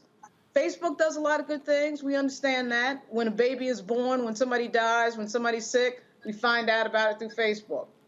But there's a lot of unstudied consequences of that platform and the impact that it has on people, particularly young people. There are things that we do know and that we have figured out already that nobody wants to confront. And I suspect that, as somebody who has a few friends that work at Facebook who used to work on Capitol Hill, I think that they've just got really good lobbyists to keep stopping our members of Congress from changing the policy. But it's ridiculous, and I think it's dangerous. We just found out on January 6th how dangerous it is, because there's nobody that believes that that would have happened without social media. There's no way. And misinformation, of course. Okay, but then isn't Facebook and social media nothing more? And I'm not saying it's innocent when I say nothing more, but isn't it a reflection of everything else that's going on in America? No. And do you want to regulate everything that's going on in America, good, bad, and ugly? No, it's not. And here's so Shireen, please explain. How come it's not? Because Shireen's about to explain. Shireen, okay. please explain to Scott how pervasive Facebook now is with the amount of data they have, and how they are able to take that data and literally manipulate it to drive profit. Yeah. So I think there's a couple of things. Like we do this data analysis, and we get as much data as we can from Facebook and other platforms. And so I think what you're trying to say is that you feel like this is a reflection of where America is right now. And sometimes it is, but sometimes it is an exacerbation of that. So when you see the way the data has been collected, again, when I talked about those emoticons, right? They are collecting data on people's emotions and figuring out which content gets the most emotional reactions out of people. And they're using that to discern which additional content is presented to you. So if you know, to be honest, when a lot of the happy stuff that goes on does not get as much traction as the horrible stuff, as the deadly things, as the harmful things where people are threatening each other, the violence, the attacks, the ways in which that is happening in our communities, in my opinion, is probably very different. But Facebook is actually measuring that data and actually using their news feed, and they've said this multiple times themselves.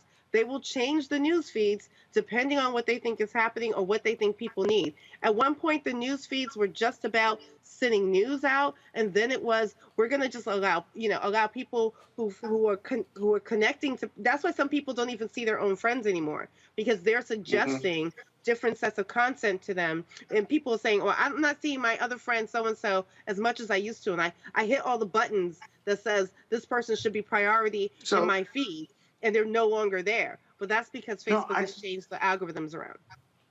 I agree, and you're right about it exacerbates it, right? So what do you do about it then? From your perspective or your organization's perspective, what do you do about it? Because if you tell me you want the government to regulate it, okay, now that gets complicated. But so here's the question, Shireen. The question is here, Shireen, is do you believe that Facebook is now a utility? Right. Well, we can go into like, see, that gets in the Section 230 argument. But yeah, like this is here we go. That is a very tricky question, right? Because that's a key piece to that. But that goes into another question, right? If people are getting elected through Facebook and that's being used in that way, I do think we need to think about what content is there and how that content is being manipulated. Well, because but tell me, Scott, hold on. I got to pull in Robert. But okay, hold on. I'm gonna come back around. Shireen, please finish. I'm gonna go to Robert. Go. Yeah. But let me just be clear. There are ways that regulations can hold them accountable for the content that's on there. They are making decisions about the algorithms. They actually have an algorithm right now that can pull down hate speech. They're choosing not to deploy that algorithm because one political party will be pulled down more than the other. So they should be held accountable for making that decision. There are different aspects of this that we can have conversations about, but I understand how tricky we can go down this line about a utility. But I do think that there's conversations that we need to be having that we're not having presently. Robert.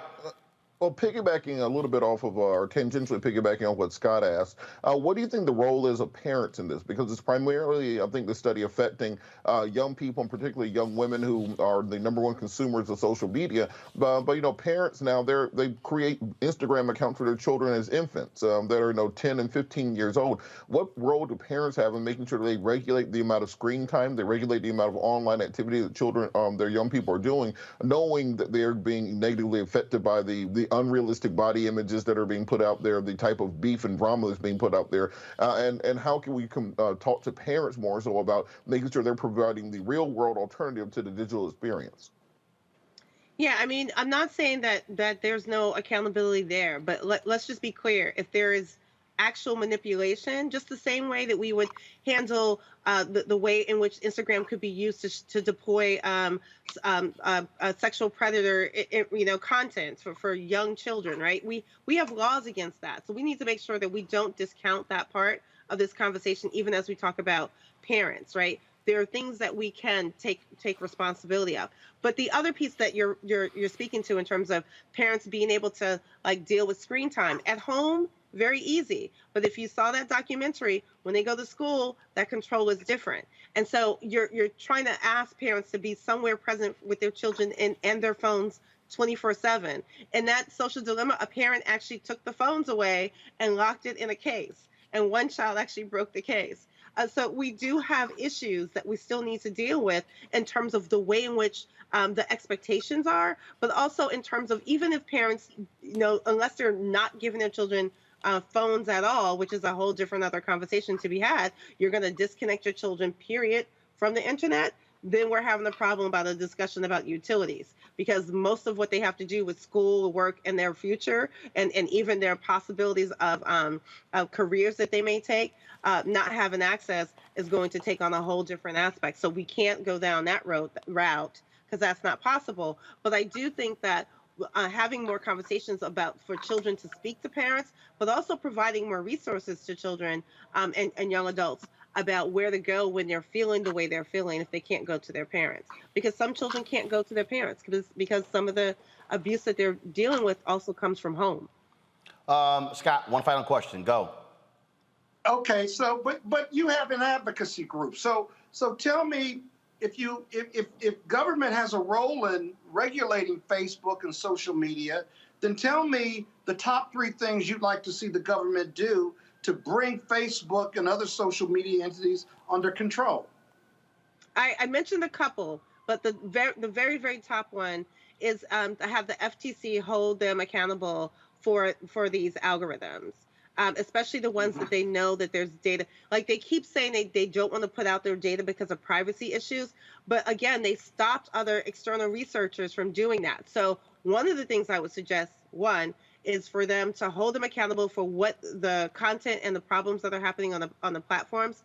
2, allow third party to have access to the data, not with any privacy violations, because that's not what anyone's saying, to be able to detail what's actually happening to come up with solutions that maybe external entities can come up with solutions to help them address this. What is clear is that Facebook cannot fix this problem themselves, because every time they go to hearings, they walk away and repeat the pattern.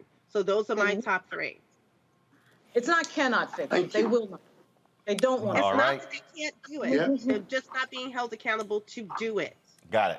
All right, Shereen Mitchell, we appreciate it. You guys do lots of data research. Where can people get more information? Yeah, go to our website, stoponlineviolence.com, and please check out our latest research on the CRT, which actually shows how much of conservative spread on them that Facebook lets happen in comparison to other media. So when you hear this conservative bias, is actually not true. Regarding critical race theory. Yes. Cool. All right. Appreciate it. Thanks a lot.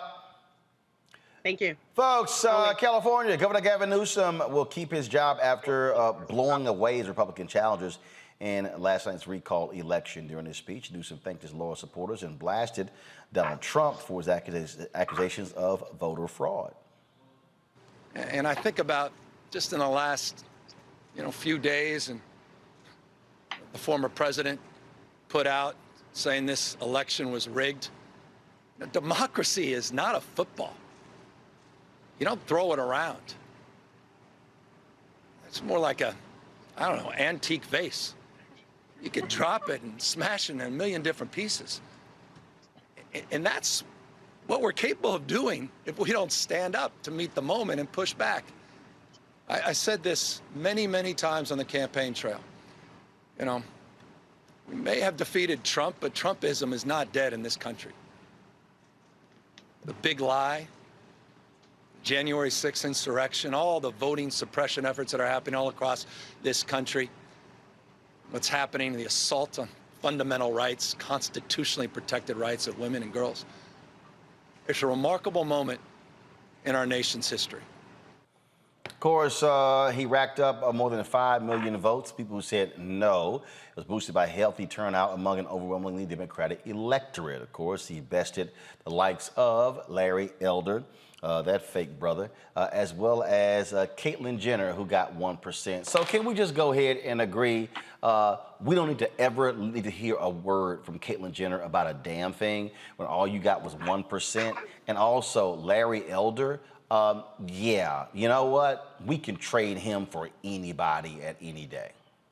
Yeah, the fact that we're even discussing Larry Elder as a serious person that would serve it's really, really scary. It is an indictment of the modern Republican Party that they would present him with a straight face in any election, much less the governorship of California.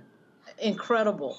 And thank God he was crushed, because if he got even close, then you've got to deal with him again, and probably will have to deal with him again anyway, but he'll probably get crushed again. But Larry Elder is a joke. He's an absolute joke. I don't know why Republicans think it's cute running these types of people. Herschel Walker, what are you doing? I mean, if you want to present these nuts to the electorate, okay, fine. But you're going to get what you paid for. Unless you're in a really red state, you really going to get what you paid for. But Larry Elder is one of their worst moments, and that's saying something. Well, I think also it's part of a strategy that the GOP is employing right now, just circling back around to what we were talking about earlier about black voter turnout. The GOP for the last several years has been making inroads and attempting to make inroads with black male voters to separate them from the black female voter. Remember, back in 2020, Donald Trump got 19% of the black male vote. So that's why you're seeing Larry Elders in California, Tim Scott in South Carolina. Right here in Georgia, we got Herschel Walker, Kelvin King running for Senate, Vernon Jones running for governor. And so right now they're running, joke candidates. They're running Vernon Jones or Herschel Walker or Larry Elders. But I think the Democratic Party needs to look out for 2022, 2024, going forward, when they start having actual serious candidates, people who you can't simply just laugh off, people who have actual records and resumes and aren't these insane caricatures of what a black conservative is. The Democrats are going to have to start passing some actual legislative agenda items and not being able to just write these things off, because with Donald Trump getting 19% of the vote, imagine what a competent black Republican candidate, the old school Colin Powell type of black conservative, the old school Condi Rice type of black conservative, the type of vote they would get going forward. So the Democrats, you can laugh it off now, but it should look at this going forward for a place where they might have weakness. Well, the number one group that supports the Democratic Party is black women. The number two group is black men. And if they want to keep running these people, they can go keep running these people. They're not going to get. See, you're talking about the 19% of Trump. That's versus Joe Biden. That's not versus Obama. That's not versus Kamala. So who the person's running against is a big factor here. I think the Republican Party is really ending itself. in with these types of camps. But the demographics in the country,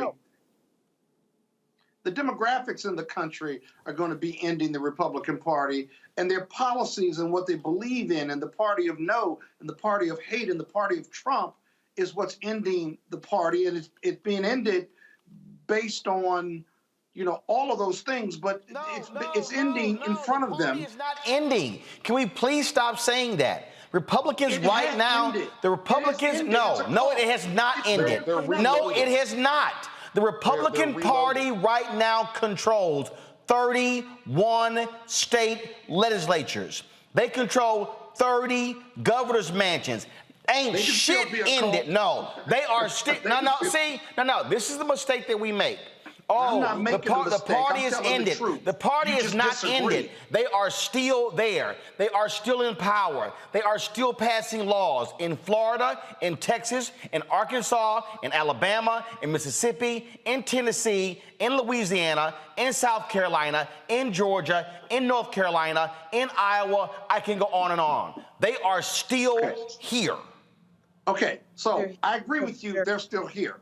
But the takeaway from California, which is, I think, the original question, the takeaway from California is twofold. One, that COVID-19 and vaccinations and the health of individuals and kids in this country is priority number one for most Americans. I know all Democrats, but for most Americans, and that's going to continue to be the case for the midterms. The Democrats can learn that part from California, even though it's uniquely Democratic, it's a huge economy and what have you. The second thing that you can take away is that Donald Trump is incredibly unpopular, and the Democrats are going to hang Donald Trump. I don't care what state it is. Their Republican nominees are going to continue to reflect Trump's values, if you will, and hang Trump around Youngkin in Virginia, for example, and anywhere else, because he is deeply unpopular, especially since January 6th. That's going to matter in the midterms. And if the Dems have enough money, and they have a lot of money to spend on quality Democratic candidates, then they can survive, if not succeed, in winning the midterms. However, it's still tough, but those are two political themes that every Democrat in this country running for federal or state office needs to embrace. Bottom line is this here, you can run it all you want to, and when it comes to the House, those are special. That's a different distinction. It's 700,000 people you're appealing to in districts. In fact, you're also seeing with gerrymandering going on. So, for instance, in Texas right now, Republicans hold an 18-13 majority in the state Senate. They're looking to change the maps that will actually lead to a 20-11 majority. They're looking to expand their electorate. Let's go to Boston, where Michelle Wu wins the primary election for the mayoral election there. Wu, the Boston City Councilor at large, will face off with fellow Councilwoman Uni Susebi George to be the first woman of color elected as Boston mayor. Wu owned 33.36% of the votes. George got 22.48%. Of course, the sister, who was the interim mayor, she actually came in third. In Cleveland, Cleveland will elect a new mayor for the first time in 15 years. Justin Bibb will face off against City Council President Kevin Kelly in a mayoral election in November. Bibb, African-American, earned, first of all, he earned 27.14% of the vote. Kelly got 19.39% of the vote. And so that's actually happening there in Cleveland. So those are the local races. And again, we're always talking about the impact of all these different races. And that's why these things absolutely matter.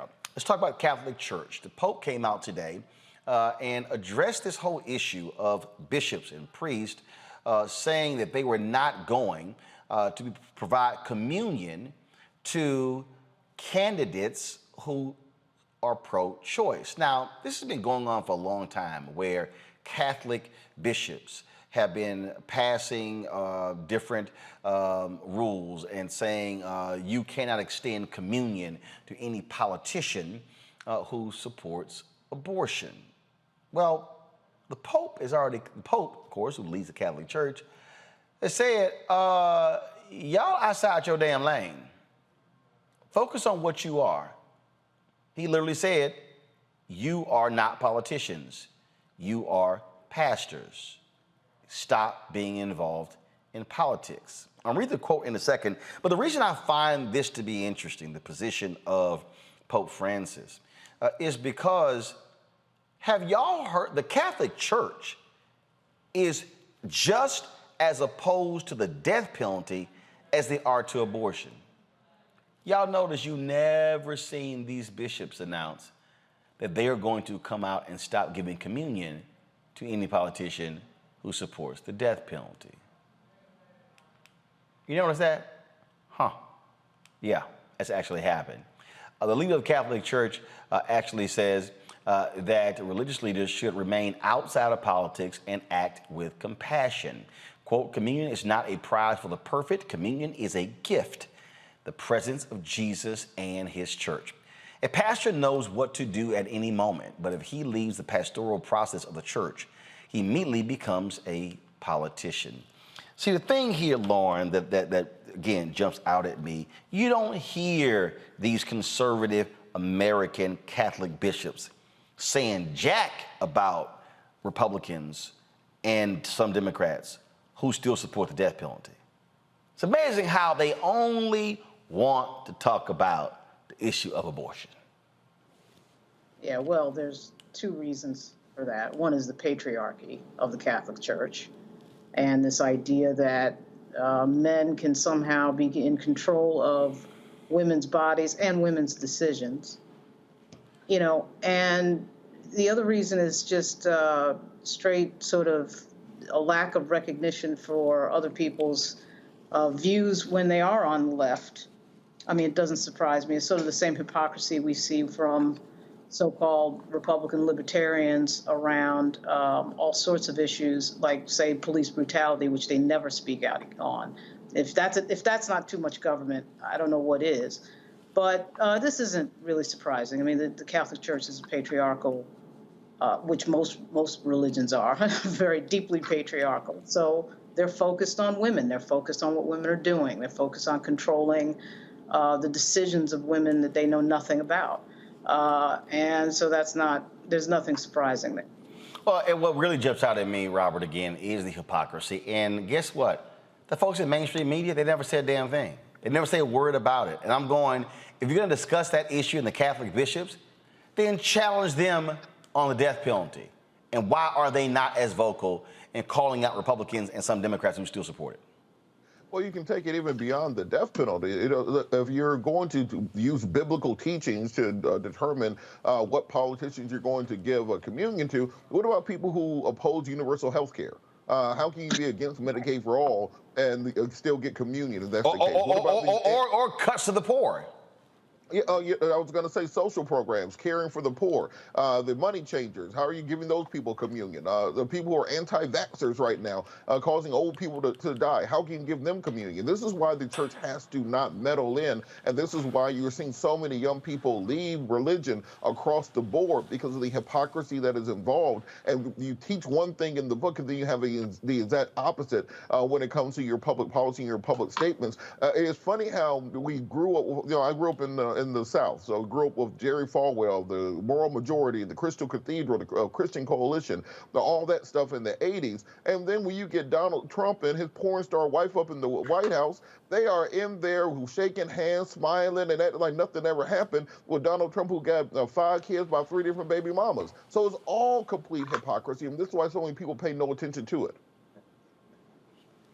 Well, you don't have to limit that to the Catholics. I mean, you can look at every religion and say the same thing. I mean, I agree with you all about the hypocrisy of the church, but the church, the Catholic Church, has its own dirty laundry that it doesn't want to talk about either. And what these orders come down from the Pope, you know, they're unenforceable compared to the human condition. I mean, the priest, they can't marry, they can't have children. And they have a history of wait, hold on, no. You just said the orders for the Pope are unenforceable. That is not true. Well, they're unenforceable compared to the human condition. No, Scott.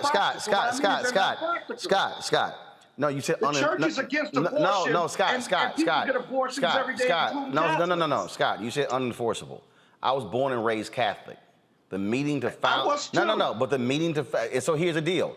the Pope can issue an edict that is followed by all priests and bishops. So he can issue edicts that are enforceable within the Catholic Church. Roland, I'm talking about the Catholic members, okay? Let me clarify. Right, thank you. But you have to specify for that very reason. Okay. But you can't say that a Pope can say something that's not enforceable. It's unenforceable. It's not true. Go. Well, it's enforceable with the patriarchy, but it's certainly not enforceable with Catholic members. It's enforceable with people who are under the authority of the Pope. Go. Fair enough.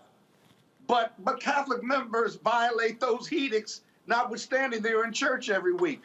But the Baptists and the Lutherans and all Christians, quite frankly, have various edicts and orders that they're supposed to follow and what they're supposed to believe in. And as a practical matter, in the daily life of human beings all around this world, they simply cannot follow them. And so it's important to have that leadership.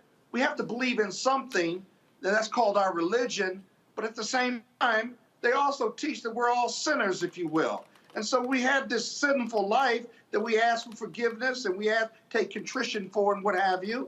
And so it's a highly imperfect organization, including with its followers, because it's tough to live by those edicts if you're a member or a Christian. And so, okay, what do you do? There aren't religious leaders in the Baptist church talking about, I'm not going to serve you if you don't do X, Y, and Z. I mean, Catholics in particular tend to do that. There are Baptists churches that won't serve homosexuals, for example, or preach against homosexuality in the Baptist church. Let's not get holier than thou with the Baptists or the other Christians just because the Catholics are the largest and the richest religious organization in the world. I mean, really. So they all preach against homosexuality, right? Are they not going to serve communion? Because Baptists serve communion once a month. Are they not going to do that? Or the AMEs serve communion? Are they not going to serve if you're homosexual or a transvestite? Okay, first of all, again, what you're dealing with here. First of all, to understand what is happening here, these are bishops who are making political statements. That's what they are, and many of these bishops are very conservative bishops, and so that's what they're appealing to. And so what the Pope is saying is, get out of the political business. Focus on being a pastor. And I'm trying to make a point. I'm simply saying they love to speak on abortion, but you never hear them talking about the issue of the death penalty. All right, folks, I got to end the show with this here. So I saw this story, and apparently a lot of people were really pissed off when they saw this video. And I got a few thoughts about it. Roll it.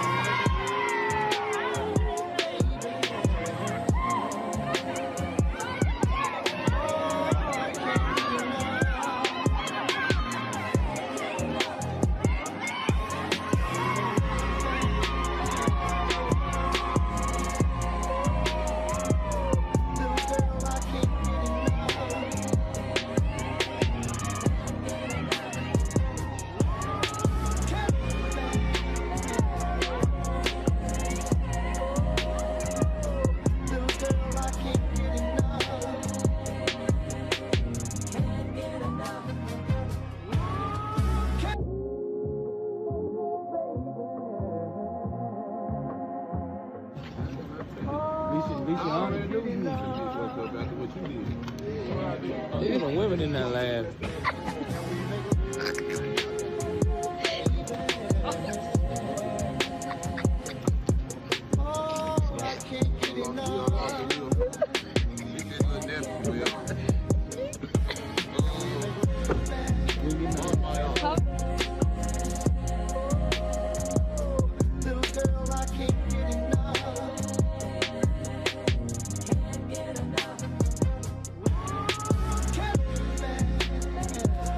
right, so here's the deal. So the people they saw this video, they were commenting. They were like, "Oh my God, this is embarrassing! How dare he? He's coming down the aisle. He's smoking a cigar. He's drinking." Okay, first of all, if y'all saw the video, they were not in the church. That's the first thing. Okay, that's first. Two. You can do what the hell you want to do at your own damn wedding. I am really sick of all these people out here whining and complaining. If that man want to walk down the damn aisle first with a bottle with drinking and a cigar, he probably is a Kappa. If that's what he wants to do, then go right ahead. See, I don't understand all these people out here. First of all, y'all gotta understand something. My grandmother had a catering business. I worked with a catering business since I was 70 years old. I stopped when I was 30. I've catered numerous weddings, okay? Numerous, hundreds of weddings. And I don't understand people who have this whole idea of you can do what you wanna do. My first marriage, I actually walked down the aisle with my parents. This woman was like, "How dare you?" I said, "First of all, your ass ain't write no check. You didn't write one check. So I don't give a shit what you think." I said, "Oh, by the way, your ass wasn't invited to the wedding anyway. So I obviously don't give a damn what you," she was a coworker. I said, don't give a damn. I said, "Thirdly, you ain't even got a man. But you want to weigh in on my damn wedding." Here we go. On my damn wedding. But here's the deal. I don't care. I've seen other weddings where they've come down the aisle dancing and grooving. It's a cultural thing. So who cares? That man can do what the hell he wants to do on his wedding day, and the woman he married can do what the hell she want to do on the wedding day. So I just don't get all these folks with these silly ass wedding rules, Lauren. It's like, well, no, you can't. Look, we've seen them all. I can't even tell y'all. Like, that was a rule. And again, when we cater, no one can walk on the aisle runner except the bride. I was like, that's bullshit. She the only one can walk on the aisle runner? And then it was like, we would do these weddings, and the center table, the bride's table, was always like the most decorated, the nicest linen. The groom table was like, his cake was on some side shit with the punch bowl. It was like damn near in the corner. And so it just cracks me up how people have these Scott, put the damn phone down. It's after 8 o'clock. It's 8:15. Well, man, look, if they call, hit in, text their ass and say, "Yo, I'm gonna hit you back." But I'm just tired. Well, no, Klein, stop lying. I'm just tired of these people who act as if they can tell you what to do at your wedding and they ain't paid nothing. Yeah, I hear that. I totally hear that. I mean, I think it's just the weddings are about the day. That day is about the bride and the groom, and that's it. And to me, really nobody else's business. Maybe the parents, if one of the parents is contributing financially. No, hell no. It ain't about their ass. But I mean, like, sometimes you do have people paying. No, it ain't about their ass. They ain't the ones, it ain't their day. And I can't stand that bullshit. Weddings are about the people at the wedding. And I really can't stand that bullshit. Oh, it's the bride's day. If it's the bride's day, Robert, her ass can get married by herself. I'll be playing golf. Well, look, Roland, 2 points. One, I feel for the groom because I think everybody passes out after their wedding day. You wake up first thing in the morning, you gotta get dressed, you gotta do the groomsmen, you gotta walk down the aisle, you gotta take pictures. Then there's a reception, then there's a dance, you gotta talk to your mom, and then you gotta, after about a 12-hour day, you pass the hell out. It's a long day.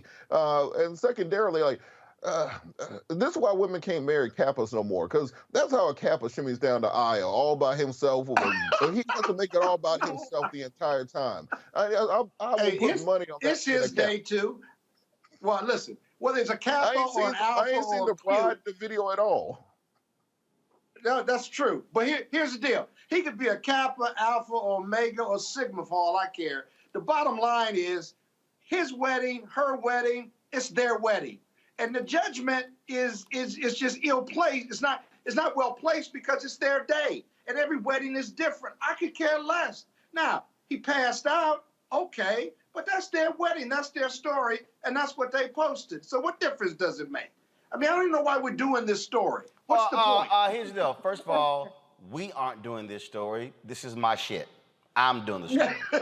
So here we go. I'm gonna do the same thing the groom did. What the hell I want to do? And so that's the whole deal. But again, for all y'all folk, all y'all people out there who've been whining and complaining about this video and what this groom did, y'all, watch this. We're gonna end the show on this. I found this on YouTube. These Congolese folks got married and they had a straight up wedding entrance. Boom.